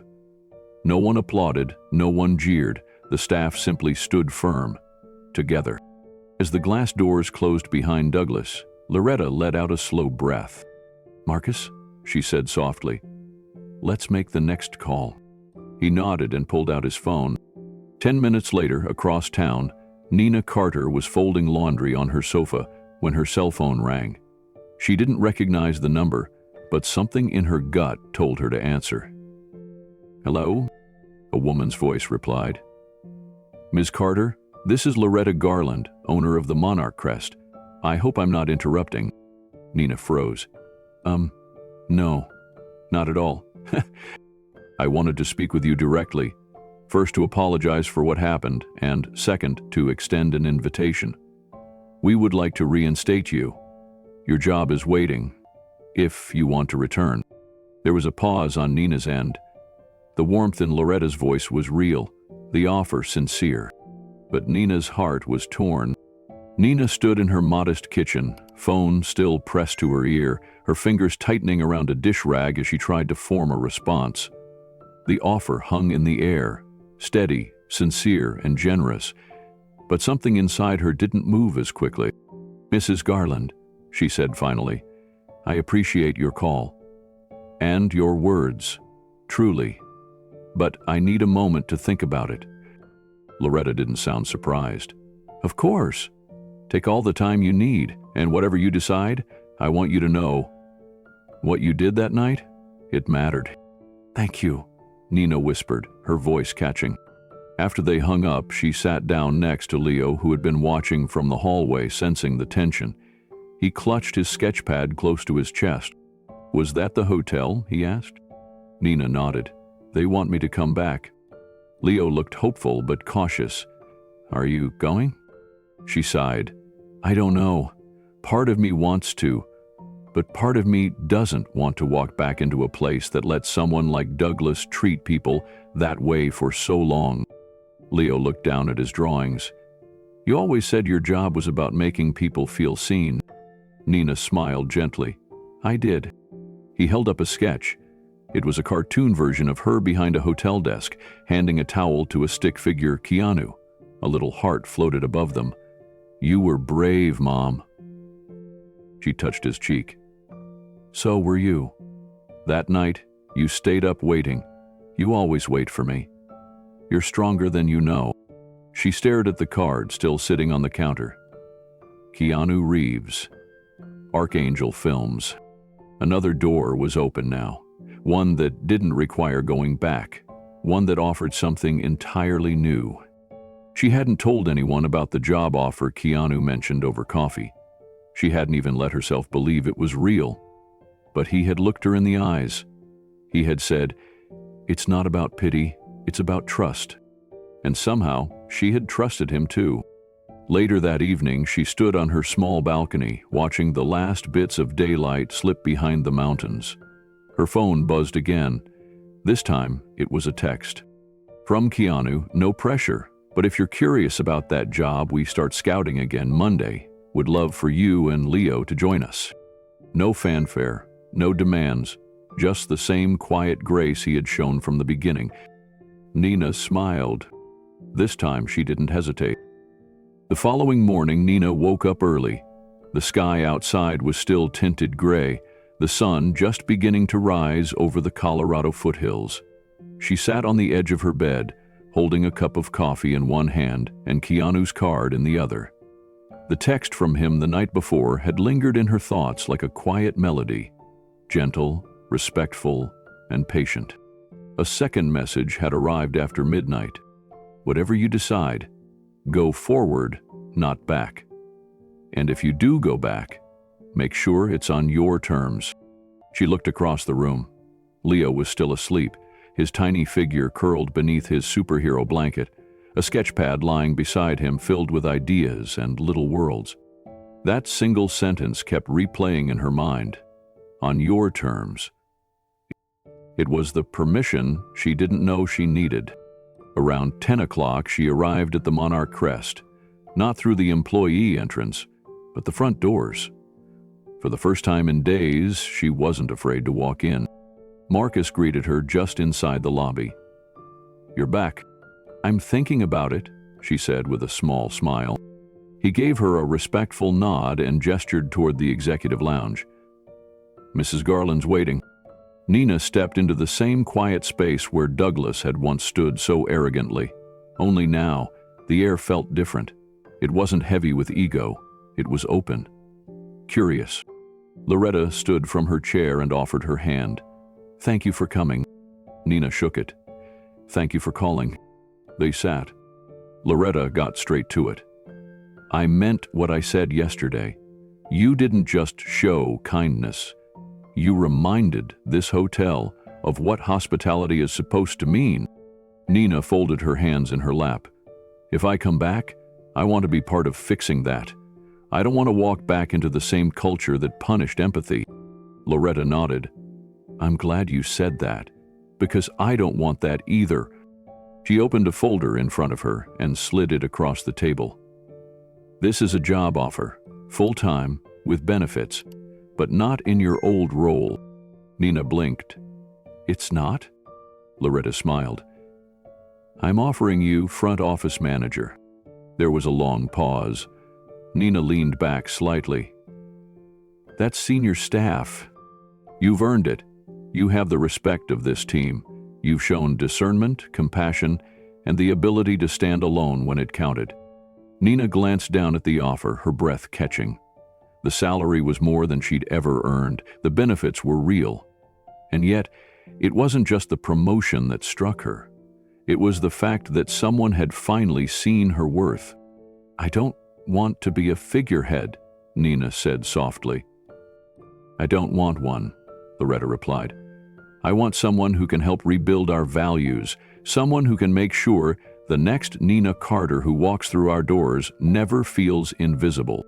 Nina nodded slowly. "Then I'm in." Loretta smiled and reached out her hand again. "Welcome home." Nina left the meeting with her heart pounding in her chest, but this time, it wasn't fear. It was purpose. She stepped back into the main lobby.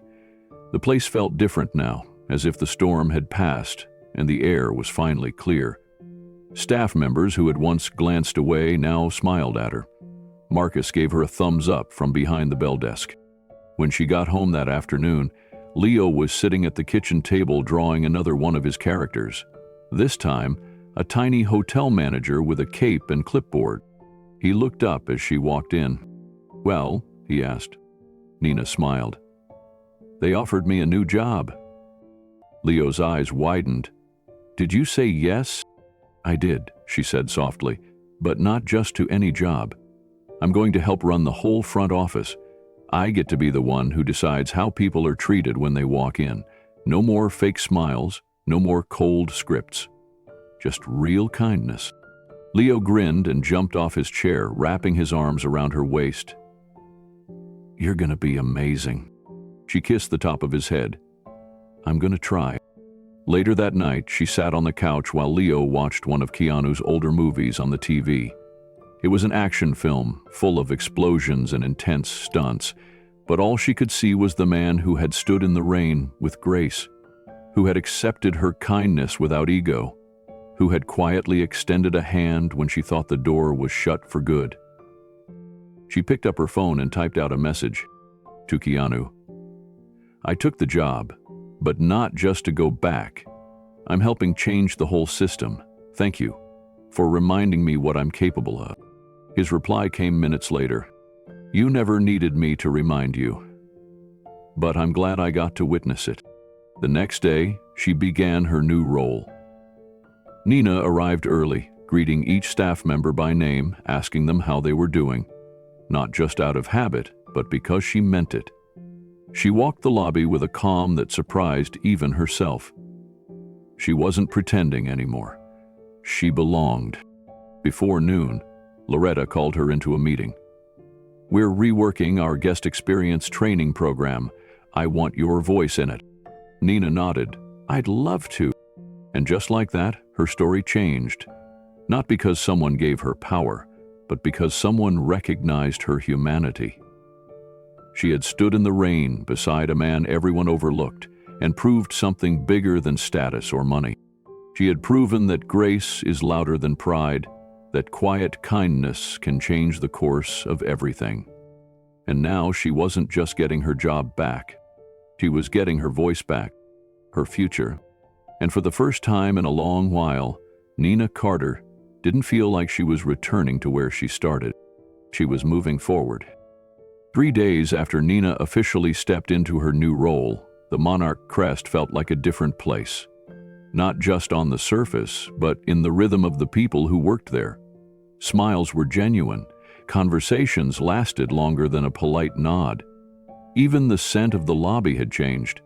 Subtle notes of cedar and lavender, part of Nina's first initiative to make the space feel warmer. But none of that compared to what was about to happen that afternoon. Just before noon, Marcus knocked gently on her office door. "He's here," Marcus said with a smile. Nina stood. She smoothed the lapels of her tailored navy blazer, the one she had chosen herself, not from a uniform rack. She didn't rush. She walked with calm, steady steps to the front desk, heart fluttering, but her expression composed. The lobby doors swung open. Keanu Reeves stepped into the Monarch Crest. This time, he wasn't soaked or shivering. He wasn't in worn sneakers or carrying a duffel bag.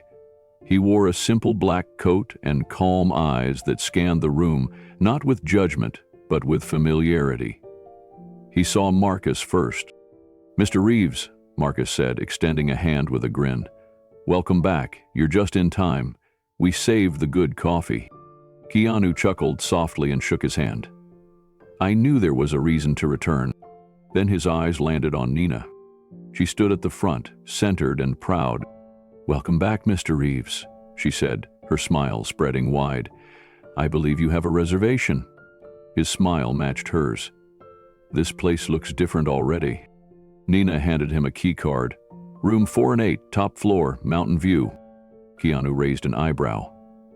"Didn't Douglas say that room didn't exist?" Marcus answered with a grin. "Turns out it was hiding in plain sight." Nina added softly, "It's not the room that's changed, it's the people." Keanu nodded, touched by the truth in her words. He didn't need to say more. A bellhop offered to take his bag, but Keanu waved him off gently and instead lingered for a few minutes in the lobby, taking it all in. The same space where he had once been humiliated now felt like a new place entirely. It wasn't just the lighting or the scent or the art Nina had swapped out for more local pieces. It was the energy. There was trust in the room now. Quiet dignity. Keanu leaned against the check-in counter and looked at Nina. "So, how's the new title treating you?" "Still getting used to it," she said. "But I'll tell you this, I don't feel small anymore." He nodded, eyes soft. You never were. The words settled into her like warmth. From the side of the lobby, Leo appeared, carrying a paper folder. Keanu bent down. Is that another one of your creations? Leo grinned and opened it. I made a comic of what happened. You're in it. So is my mom. And Marcus has laser eyes. Keanu laughed out loud. That's an upgrade from reality. Keanu sat with Leo in the lobby lounge for a few minutes, flipping through the comic. It was drawn in bright-colored pencils, full of exaggerated moments. Douglas had an evil mustache. Nina wore a golden badge that said, Truth Boss. And Keanu's character had glowing hands that healed people. He handed the folder back carefully. This is amazing, Leo. You've got real talent. Leo beamed. You think so? I know so, Keanu said. Don't stop drawing. As Leo returned to his seat by the fireplace, Nina leaned closer. You didn't have to come back, she said quietly. I did, Keanu replied. Not for the sweet, for this? He looked around once more. Staff were smiling. The tension that once clung to every corner of the hotel was gone. It was subtle, but undeniable. This place has heart now, he said, and that starts with you. Nina swallowed hard. I'm still learning. That's how you know you're doing it right. A few guests in the lobby had begun to notice Keanu, whispering to each other, some taking cautious steps closer. Keanu looked at Nina with a slight tilt of his head. She smiled. You've got a fan club building. He chuckled. It happens. Before heading to the elevators, Keanu placed a discreet envelope on the counter. One more thing. I booked the ballroom tomorrow night. Nina looked up in surprise. For what? You'll see, he said, then added with a wink. Dress code's casual.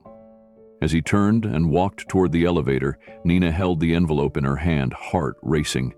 She didn't open it right away. Instead, she watched him go, a quiet sense of full-circle peace settling in her chest.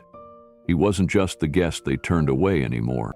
He was the one who had walked back in, not with anger or ego, but with humility and grace. And his return meant more than a booking. It meant restoration. Later that evening, she opened the envelope. Inside was a handwritten note. Thank you for treating a stranger like a person. Most people only do it when they know your name. You did it when I had none. That matters more than you know. And beneath the note, a guest voucher, one that read unlimited. Not for Keanu. For Leo.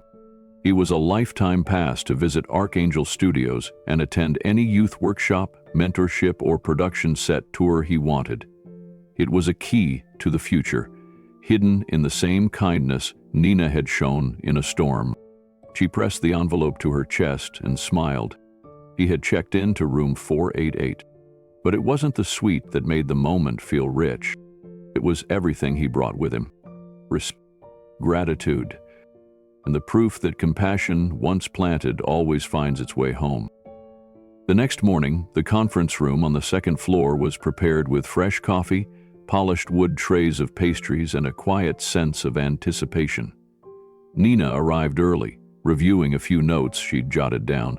She wore the same blazer from earlier in the week, but today it felt less like armor and more like confirmation. She belonged in this room. Mrs. Garland entered next, brisk but composed. She gave Nina a brief nod. You ready for this? Nina inhaled. I think so. Good. So am I. Moments later, Keanu arrived, dressed in a dark shirt and jeans, nothing flashy, just quietly professional. He greeted them both with a warm smile and took a seat at the table. I appreciate you both making time, he said. Garland leaned forward. We're honored, Mr. Reeves. We're eager to make this right. I believe you, Keanu replied, then glanced at Nina. And I believe in the people who've proven they know how to lead with heart. Nina kept her expression calm, but her hands tightened slightly around her pen. Keanu pulled a folder from his side and placed it on the table. I'm here to move forward with the partnership we had originally discussed, but I want to be clear about the terms. Garland nodded. Of course. First, he said, Nina Carter will be the project liaison between your hotel and my team. She'll oversee all guest operations for this retreat. She understands what this place is capable of becoming. I trust her. Garland blinked, slightly caught off guard, but nodded. I think that's an excellent idea. Nina looked between them, caught between surprise and steady resolve. I'd be honored, Keanu continued. Second, I'm requesting a full overhaul of staff hospitality training. Not the standard scripts and rehearsed gestures. I mean values-based training, a culture rooted in humility, service, and emotional intelligence. Every staff member, every level, no exceptions. Garland raised an eyebrow. That will take time. I'm not expecting overnight miracles, Keanu said gently, but I want to host something meaningful here. That means every guest, from a celebrity to a quiet traveler, deserves the same respect. Garland leaned back, thoughtful. Agreed. There's one more piece, Keanu said. If we do this together, I want this hotel to become a case study, a public model for what hospitality can look like when ego is removed from the equation. We'll bring in outside facilitators, document the process, share it with our partners across the industry. Garland slowly smiled. You want us to be the example. I want you to be the change, he said. There was a long pause. Garland folded her hands. You've made me think harder in one conversation than most boards do in 6 months. Then we're off to a good start, Keanu said. He opened the folder and slid the contract across the table. Garland reviewed the key sections. Nina stayed quiet, watching the shift in posture. The slow realization in Garland's expression that this wasn't just about saving face. It was about legacy. Garland reached for her pen, then paused. She looked at Nina. You know, I used to think hospitality was all about luxury. Fine linens, impeccable service, a certain exclusivity. Nina stayed still, meeting her gaze. But I was wrong, Garland said. None of that means anything if the people doing the work don't believe in what they're offering. She turned to Keanu. This hotel will be known for how we treat everyone. You have my word. Keanu gave a small nod. Then you have my signature. Garland signed the contract first, then slid it to Nina. She signed as witness and project liaison. Finally, Keanu picked up the pen. With one smooth stroke, he finalized the partnership that nearly never happened. As he placed the pen down, a soft sense of completion passed between them. This place is lucky to have you, he said, looking at Nina.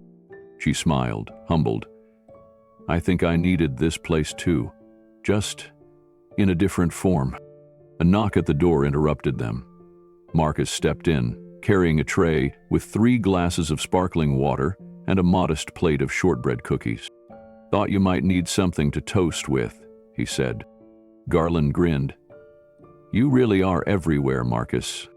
I try. He set the tray down and nodded to Keanu. Good to see you back. Keanu raised a glass and gestured to the others. 2 second chances. And to better beginnings. They clinked their glasses. For the rest of the afternoon, Nina sat in on planning sessions with Keanu's production staff, mapped out room blocks for the retreat guests, and reviewed early designs for the new training modules. Every conversation felt purposeful, every idea welcomed. It was the opposite of how she had once been treated in this very building. By late afternoon, the last meeting ended. Nina stood in the quiet lobby, looking out at the gentle snowfall through the front glass. A mother and her teenage son came in, their coats damp from the cold. They looked around hesitantly, clearly unsure if they belonged. Nina approached them with a calm, warm voice. Welcome to the Monarch Crest. Can I help you with anything? The mother looked surprised. We were just hoping to ask about the rates. But we're probably not dressed right. You're dressed perfectly, Nina said. Let me show you what we can do. As she led them to the desk, Keanu passed by on his way out. He gave her a small wave and she returned it. No words were needed. The hotel had changed. not in its chandeliers or carpet, in its heart. And it all began with one soaked stranger who refused to let ego answer cruelty with cruelty. He chose grace. And because of that, the Monarch Crest now had a new story to tell, not about luxury, but about the real deal. The Monarch Crest's restaurant had never looked like this before. Candles flickered on every table. Soft jazz played in the background. The snow continued to fall outside, casting a gentle glow through the tall windows. The staff had worked all afternoon preparing for this moment, not because they had to, but because they wanted to. Tonight wasn't about business. It was about gratitude. The room was filled with people who had lived through the past few stormy days. Front desk workers, bellhops, waitstaff, and kitchen crew. Each of them had witnessed the shift. Each of them had played a small part in something bigger than a hotel scandal. They had helped turn around the spirit of the place. At the head of the room, a table was reserved for a few key people. Keanu sat beside Nina and Leo. Marcus sat across from them. Mrs. Garland had taken the seat next to Leo, surprising everyone by insisting she wanted to hear his stories firsthand. Dinner was relaxed. Plates of roasted vegetables, salmon, and warm bread were passed around. No menus, no rigid structure. Just people enjoying a meal together as equals. Midway through the dinner, Marcus tapped a spoon gently against his glass. "Before dessert, I think we'd all appreciate a few words," he said, nodding toward Leo. The boy looked up, surprised. "Eh?" Keanu smiled.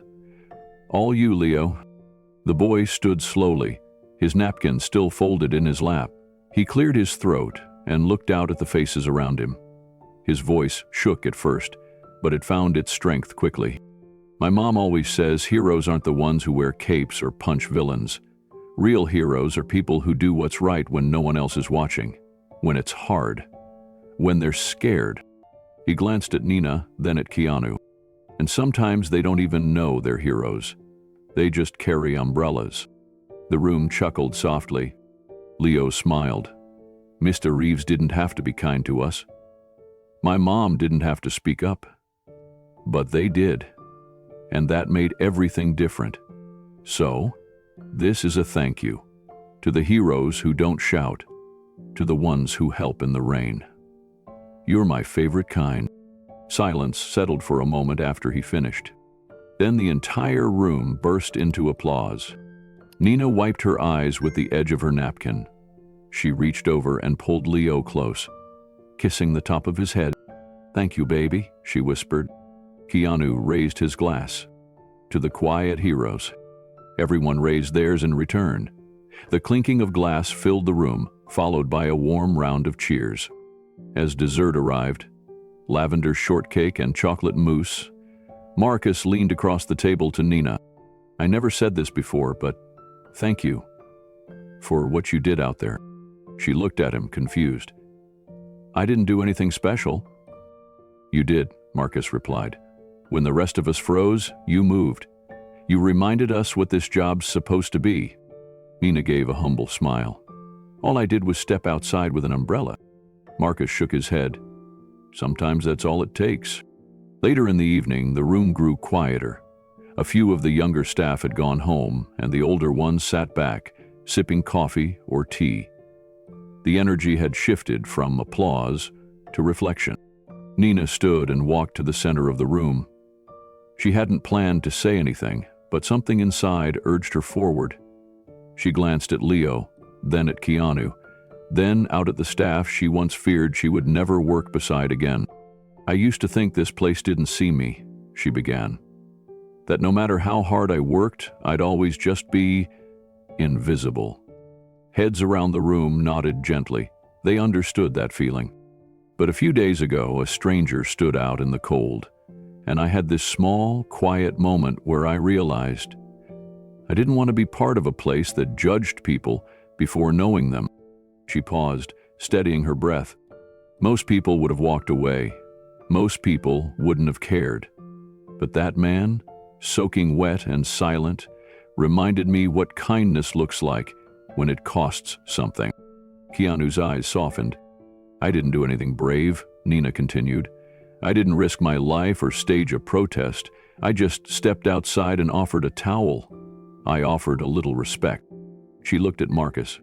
And maybe that's all some people need, a little reminder that they matter. There was silence, but the silence felt like applause in its own way. It was the kind of silence people hold for truth. Mrs. Garland stood next. She cleared her throat, not quite used to public speaking in this way. I've owned this hotel for a long time. I've seen its ups and downs. But this, she gestured to the room, this is the first time I've seen it alive. I don't just mean full, I mean alive, with purpose. She looked at Keanu. Thank you for challenging us. Then to Nina. And thank you for showing us how to rise. The final applause of the night rose naturally. No prompting, no announcements, just gratitude.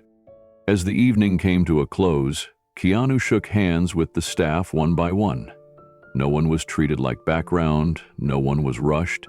When he reached the kitchen crew, he thanked the youngest dishwasher personally, even asking his name twice to make sure he got it right. Nina helped gather Leo's things as the boy yawned, sleepy from the emotion of the night and far too much dessert. As they walked toward the elevator, Keanu caught up with them. Leo, he said, kneeling slightly, that speech? I won't forget it. Leo beamed. Really? Really. You reminded me why I do what I do. Nina smiled, full of warmth. We're just glad you didn't walk away. Keanu looked at her. Sometimes walking away is easy, but staying, that's the hard part. That's the part that changes everything. As the elevator doors closed, Nina leaned against the back wall, clutching Leo's hand. Something had shifted, not just in the hotel, but in her. She had walked back into this place thinking it might be temporary. Now, it felt like home. The video had been circulating for days, but something about this new version made it impossible to ignore. A split screen showed Douglas sneering at a guest in the lobby, spouting words like, protecting our image and we're full. Then it cut to a moment captured from a nearby security camera. Nina walking out into the storm with an umbrella, offering a towel to the man everyone else ignored. The edits were simple, the captions minimal, but the message was loud. Compassion stands taller than cruelty. It wasn't just hospitality blogs and travel influencers who picked up the clip. National news outlets began reporting on it. The story was framed not as a scandal, but as a turning point. Colorado hotel rewrites its identity after kindness goes viral. Keanu Reeves was denied a room, then quietly changed everything. More than the fame, what struck people was the message behind it. Nina had no idea her small gesture would ripple this far. She was in the staff lounge one morning when Leo rushed in holding his tablet. "Mom, you're on the front page." She froze. "What?" He flipped the screen around to show an article from a national news site. There she was, umbrella in hand, captioned, "Hospitality Manager Teaches Industry a Lesson in Grace." Nina sat down slowly, speechless. At that same moment, in a different part of the country, Keanu was sitting on the set of a late-night talk show, the lights bright and the audience buzzing with energy. The host leaned in. "So we have to talk about that viral video." Keanu chuckled, modest as always. "I figured you might bring it up."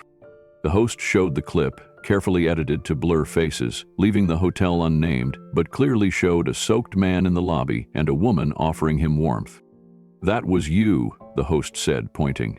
"And that woman, she was the story," Keanu said. "I just happened to be in it." The audience applauded, sensing there was more to the moment than publicity. "I've stayed in a lot of hotels," Keanu continued. "And usually you remember the chandeliers or the view. But sometimes what sticks with you is how a stranger treats you when they think no one's watching." He leaned forward, his voice lower. "She didn't know who I was. She didn't care. She just saw someone cold and tired and made a choice.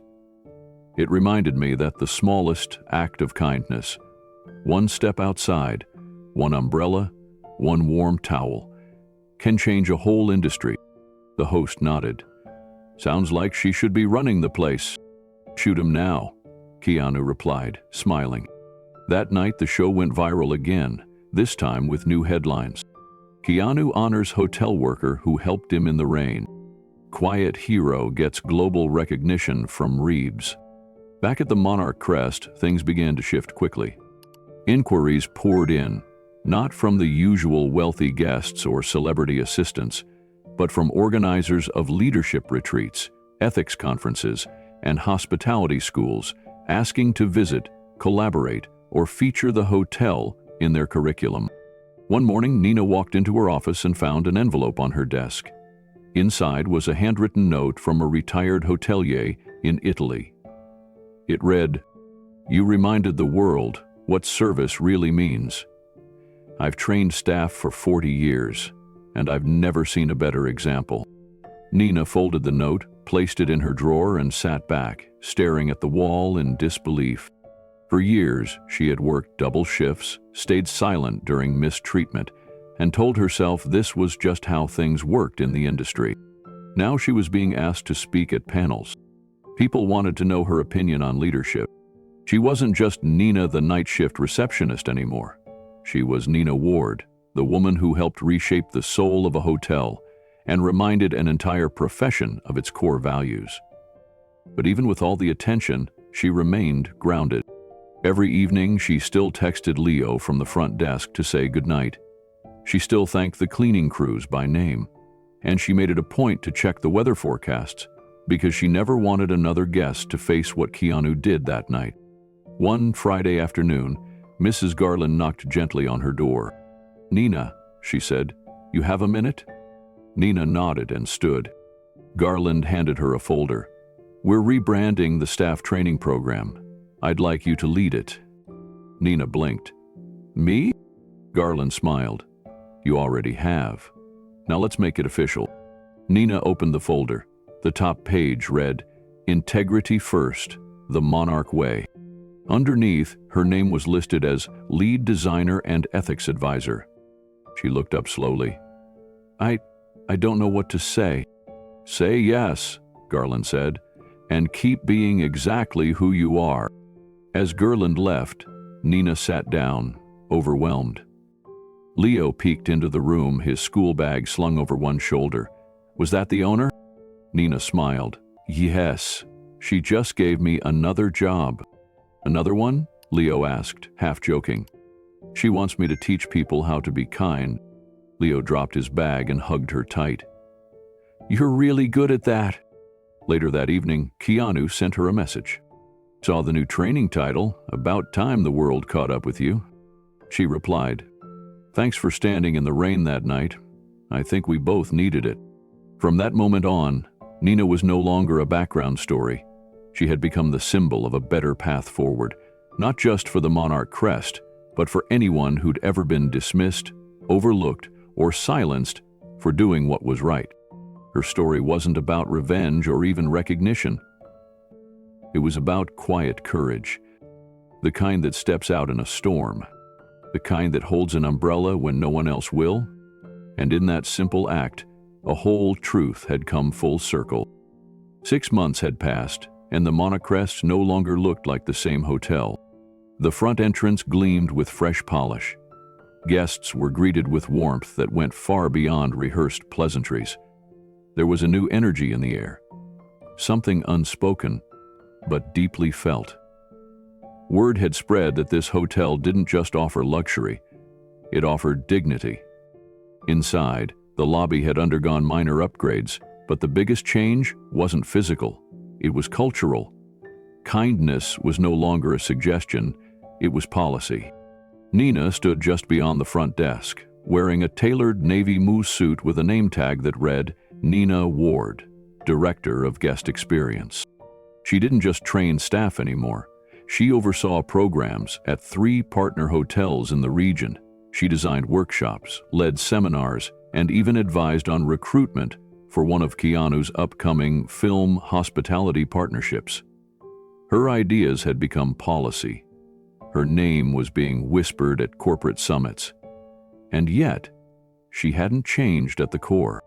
She still carried her son's picture in her wallet. She still walked the lobby every day. She still asked housekeepers if they needed a break before they thought to ask for one. Across the hotel, Marcus was now the full general manager. He wore the title with pride, but without ego. His leadership style echoed Nina's, compassionate, firm, and honest. Together, they had built a culture that no scandal could ever touch again. In a quiet corner of the staff lounge, a bulletin board showcased recent team achievements. At the center of it was a framed certificate with Leo's name in gold. He had won first place in a regional youth film contest. His short stop-major film, titled Rain and the Umbrella, told a familiar story. A hotel clerk helps a stranger in a storm, not realizing he's someone famous. But the twist?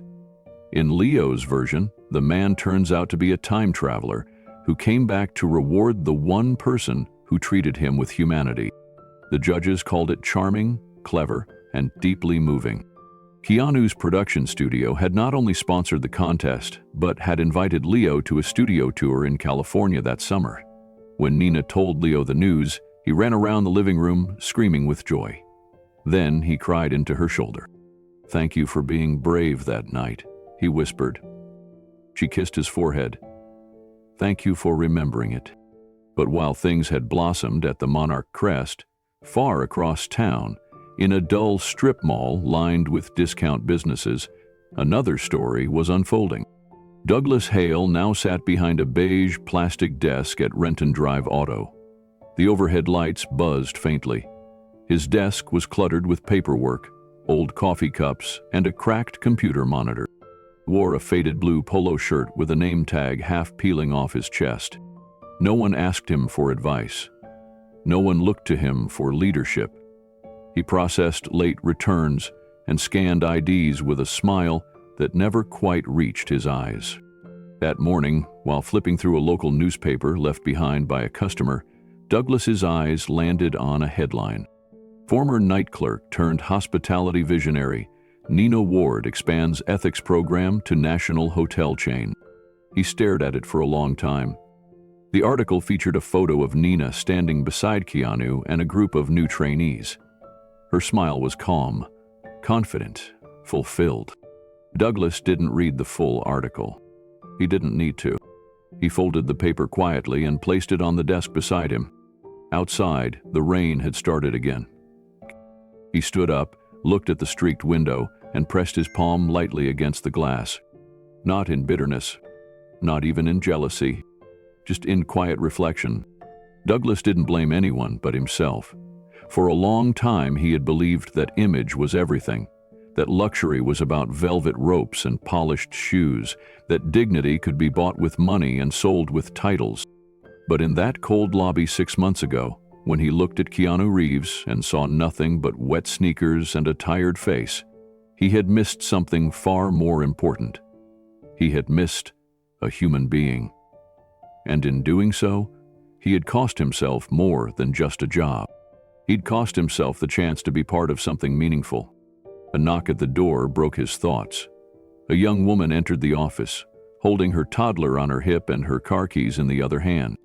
"I think I left my phone charger in the car I dropped off," she said politely. Douglas stood and nodded. "I'll check the back lot." The woman smiled. "Thanks. Most people here don't even look up when I walk in." He paused. Then, for the first time in a long while, Douglas looked someone in the eyes, not as a customer or a transaction, but as a person. "You're welcome," he said. He walked outside without an umbrella. The rain soaked through his shirt almost instantly, but he didn't flinch. Somewhere deep inside him, a thought surfaced. "I may never wear a suit again, but I can still change who I am." Meanwhile, back at the Monarch Crest, Nina stood near the grand entrance as a large tour group arrived from out of state. Among them were hospitality students, eager and wide-eyed, taking notes as they observed the hotel's check-in process. Nina didn't give them a lecture. She simply walked over to the concierge desk where a guest was struggling to explain a special dietary need. Without fanfare, Nina stepped in, gently touched the guest's shoulder, and said, "We'll take care of it." The students wrote that down, but what they would remember more was her tone, her posture, the grace in her presence. One of the instructors later told Garland, "Your front of house is better than any case study I've shown." Garland smiled. "That's because it's not theory, it's Nina." Later that evening, Nina returned home and found Leo at the kitchen table, scribbling notes for his next film. "What's this one about?" she asked. Leo looked up, thoughtful. "It's about a guy who used to be mean to people, but then he watches a movie that changes how he sees the world." Nina said, pouring herself tea. "Does he become the hero?" Leo shrugged. "Not right away, but maybe he learns how." Nina nodded slowly. She didn't believe in fairy tales, but she did believe in change. Real, hard-earned change. The kind that starts with a mistake and ends with a choice. Keanu's story had become national news. Her name was on press releases and hotel leadership memos. But the greatest reward was watching her son believe in people, even the ones who'd once done wrong, especially them. Outside, the rain began again, light, steady, almost rhythmic. Nina looked out the window and smiled. Sometimes redemption didn't come in applause or awards. Sometimes it came quietly, in a changed heart, in a humbled hand, in a better tomorrow. The evening air was cool, with a light breeze rustling the pine trees that lined the drive leading up to the Monarch Crest. The sun had dipped below the horizon, casting a soft purple hue across the Colorado sky. Most of the hotel's guests were finishing their dinners or relaxing in the lounge, unaware that a quiet visitor had just stepped inside. Keanu Reeves entered through a side entrance, wearing a black hoodie and a well-worn backpack. No cameras, no assistants, no announcement. Just a man looking for something deeper than comfort. He nodded to Marcus at the reception desk. Marcus smiled, gave a respectful nod back, and said nothing. That was the agreement. No spectacle, just space. Keanu made his way through the hallway and into the conference wing, where the ballroom had been transformed into something far more vibrant than a business venue. The lighting was warm, with strings of hanging lanterns casting a golden glow over folding chairs, easels, and portable camera gear. A group of teenagers huddled near a monitor, reviewing footage. Laughter and encouragement filled the space. At the far end of the room stood Nina, her sleeves rolled up and her hair pinned loosely. She was guiding a shy teenage girl through how to read from a cue card while making eye contact with the camera. "Take your time," Nina said softly. "Speak like you believe it, because I already do." The girl nodded, took a breath, and tried again.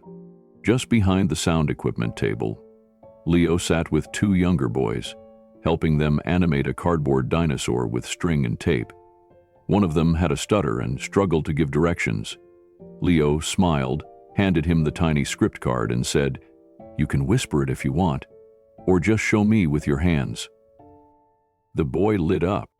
Keanu stood quietly at the back of the room, leaning against a column. He watched without interrupting, his arms folded, the corners of his mouth curled in a faint smile. No one saw him, and he didn't want them to. This wasn't about him. He'd seen movie premieres, award shows, billion-dollar sets, but this was cinema with soul. This was the kind of thing people remembered long after the credits rolled. A young woman, maybe 20, walked past him holding a binder. She glanced at him briefly, did a double take, then whispered to a friend. But Keanu shook his head gently, finger to lips, and she understood. She smiled, nodded, and walked on. After a while, Nina looked up, brushing a strand of hair from her face. She spotted Keanu in the back and did a double take, blinking as if unsure whether he was really there. She walked over slowly. "You could have sent a message," she said, wiping her hands on a towel. "I didn't want to interrupt," Keanu replied, glancing around the room. "But I had to see this." Nina followed his gaze. They come from all over. Some have never touched a camera before. Some don't speak much, but here, they light up. Keanu nodded. And you lit the match? She looked at him, quietly moved. No, she said after a moment. You opened the door. I just walked through. Keanu stepped closer to the edge of the activity area and watched as Leo finished assembling the cardboard dinosaur. The two younger boys clapped, and Leo gave them high fives before gently correcting their next shot's angle with a smile. There was a natural ease in his movements, a quiet confidence that came not from being the best, but from making others feel like they belonged. Keanu's eyes softened. "Has a good kid," he said. Nina followed his gaze and smiled. "He is. He's grown up a lot since that night. You both have." There was a short silence between them, but it wasn't awkward. It was full of memory, of the weight of that night in the rain, of what could have been just another dismissal. But it hadn't been. Because someone had dared to hand him a towel. Because someone had walked into the storm with an umbrella. "You know," Keanu said, "I've been to enough meetings to know when something's just a pitch and when it's a real mission." "Aunt?" Nina asked, her voice quiet. "This," Keanu said, motioning toward the teens gathered around the editing station, "this is the real thing." Nina looked around again, seeing what he saw. A girl practicing a monologue with her friend, timing her on a phone. A group of teens setting up lighting equipment for a mock interview. Someone playing soft piano in the corner while another adjusted a mic boom. It wasn't fancy, it wasn't polished. Whether it was alive. "Some of these kids," Nina said slowly, "they're not used to being listened to. I think we underestimate what that silence does to people." Keanu nodded. "And what one kind voice can undo." He turned back toward her. "I came here tonight to tell you something," he said. Nina waited. "I am expanding Archangel's outreach program," he continued. "We're creating 5 new regional centers focused on arts access. Colorado will be the first." Her eyes widened. "And I want this," he gestured toward the buzzing ballroom, "to be the model." Nina's hand went to her heart. "Are you asking me to run it?" she asked, half in disbelief. "I'm asking you to shape it," Keanu said. "You've already been running it. You just didn't know it had a name." She looked down, overwhelmed. "I don't know what to say." Keanu smiled. "Say yes when you're ready." Just then, a loud laugh erupted from Leo's corner. One of the younger boys had accidentally knocked over their homemade set, and the others scrambled to rebuild it. Leo turned to Nina and grinned. "Mom, we need more tape." Nina laughed, walking over to the supply box to hand it to him. She looked back once at Keanu. He was still there, still silent, still smiling. But something in his eyes said everything. It said he'd never forgotten what it felt like to be turned away. And that's why he stayed close to the doors now, not to guard them, but to keep them open. As the evening wound down, Nina stood beside Leo, helping him label the equipment bins. She glanced toward the back of the room, but Keanu was gone. No goodbye, no handshake, just his presence, and the quiet echo of what he left behind. A changed hotel, a changed boy, a changed world, one act at a time. The final guests from the community workshop filtered out slowly, their laughter trailing behind them as the warm lights of the Monarch crest dimmed for the night. Nina Alvarez stood near the front desk, watching the last group wave goodbye through the revolving door. Her heels made soft clicks on the marble floor as she walked over to Leo, who was leaning against the wide pillar near the entrance, his backpack slung lazily over one shoulder. "Ready to head home?" she asked.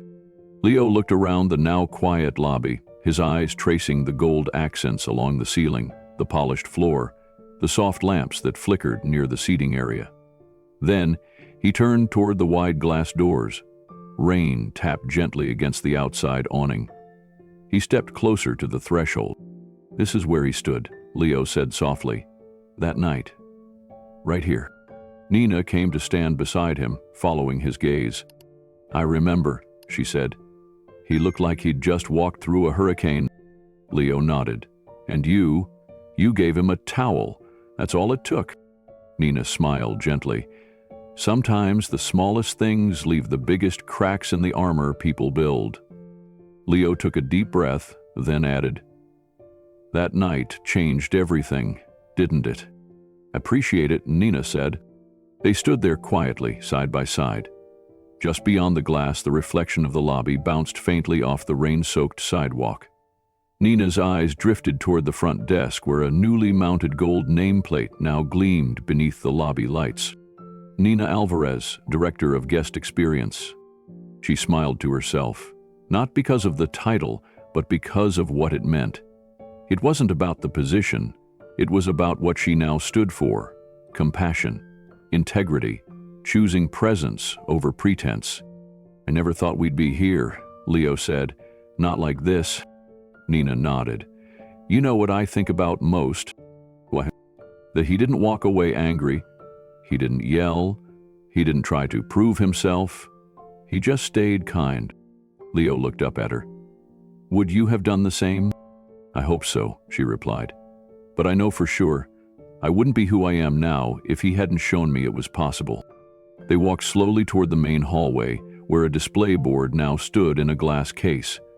On it were photos from the past 6 months.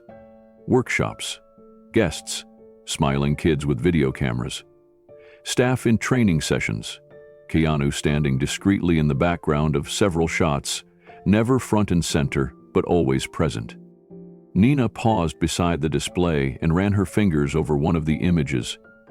Leo, helping a younger boy rig a camera to a dolly. Made space for this, she said. No, Leo corrected her gently. You did. He just opened the door. Nina looked at her son and saw not the boy who once asked for extra hours to play with stop-motion figures on her tablet. She saw a young man who had found purpose, voice, and courage in a place where once they'd barely been welcome. The sound of Leo's voice lingered as they continued walking toward the elevators. In the quiet, Nina remembered the chaos of that stormy night, the rain in her shoes, the tension in Douglas's voice, the way her hand shook when she handed Keanu that towel. It hadn't felt like a brave act then. It had felt like instinct. Human, necessary. She glanced around the transformed lobby. The chandeliers still sparkled, the concierge desk was still polished to a mirror sheen, but something fundamental had shifted. There was warmth in the way the bellhop greeted guests now. There was attentiveness in how the team noticed details, how they remembered names, allergies, preferences, stories. That had been Keanu's real legacy. Not the money, not the fame, but the way he'd reminded them, without force or spectacle, that every person mattered. A door opened softly behind them. Nina turned and saw Keanu standing a few steps back, near the archway to the conference rooms. He gave a small nod, his signature half-smile forming. Fitting out, he asked. Nina nodded. Just finished up the youth workshop. Leo waved. You stayed the whole time? Keanu shrugged. Wouldn't miss it. You're a good mentor.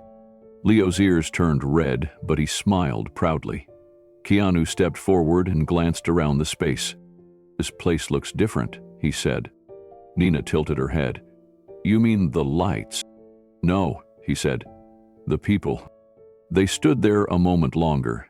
Then Keanu gently touched the edge of the nameplate with Nina's title. You earned that, he said. Every letter of it. She smiled. Because someone chose to stand in the rain. Her mouth dropped. He looked at her.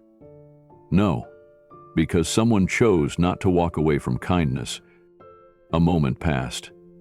Keanu checked his watch, nodded politely, and turned to go. As the doors closed behind him, Leo turned to his mother. Do you think he'll ever tell the full story? Nina paused. He already has, she said, in the way he lives. They reached the doors again. Rain was still falling, a softer version of the storm that had started it all. Nina turned to Leo before they stepped out. Do you remember what he said in that cafe? She asked. About trust? Leo asked. No, she said. About who we choose to be. He nodded slowly. You never know who's walking through your door, but you always know who you choose to be. Nina smiled. That's the part I'll never forget. They stepped out into the night together, mother and son, not as victims of the past, but as stewards of a new standard, a standard that didn't require fame to be respected. Just compassion, just courage. And as they disappeared into the misty light beyond the hotel doors, the golden nameplate gleamed behind them, catching the soft light of the chandelier above. Have you ever been judged by your appearance? Or helped someone when no one else would? Share your story in the comments. Let's remind the world how powerful a single moment of kindness can be. And don't forget to subscribe for more true stories that prove kindness is stronger than power.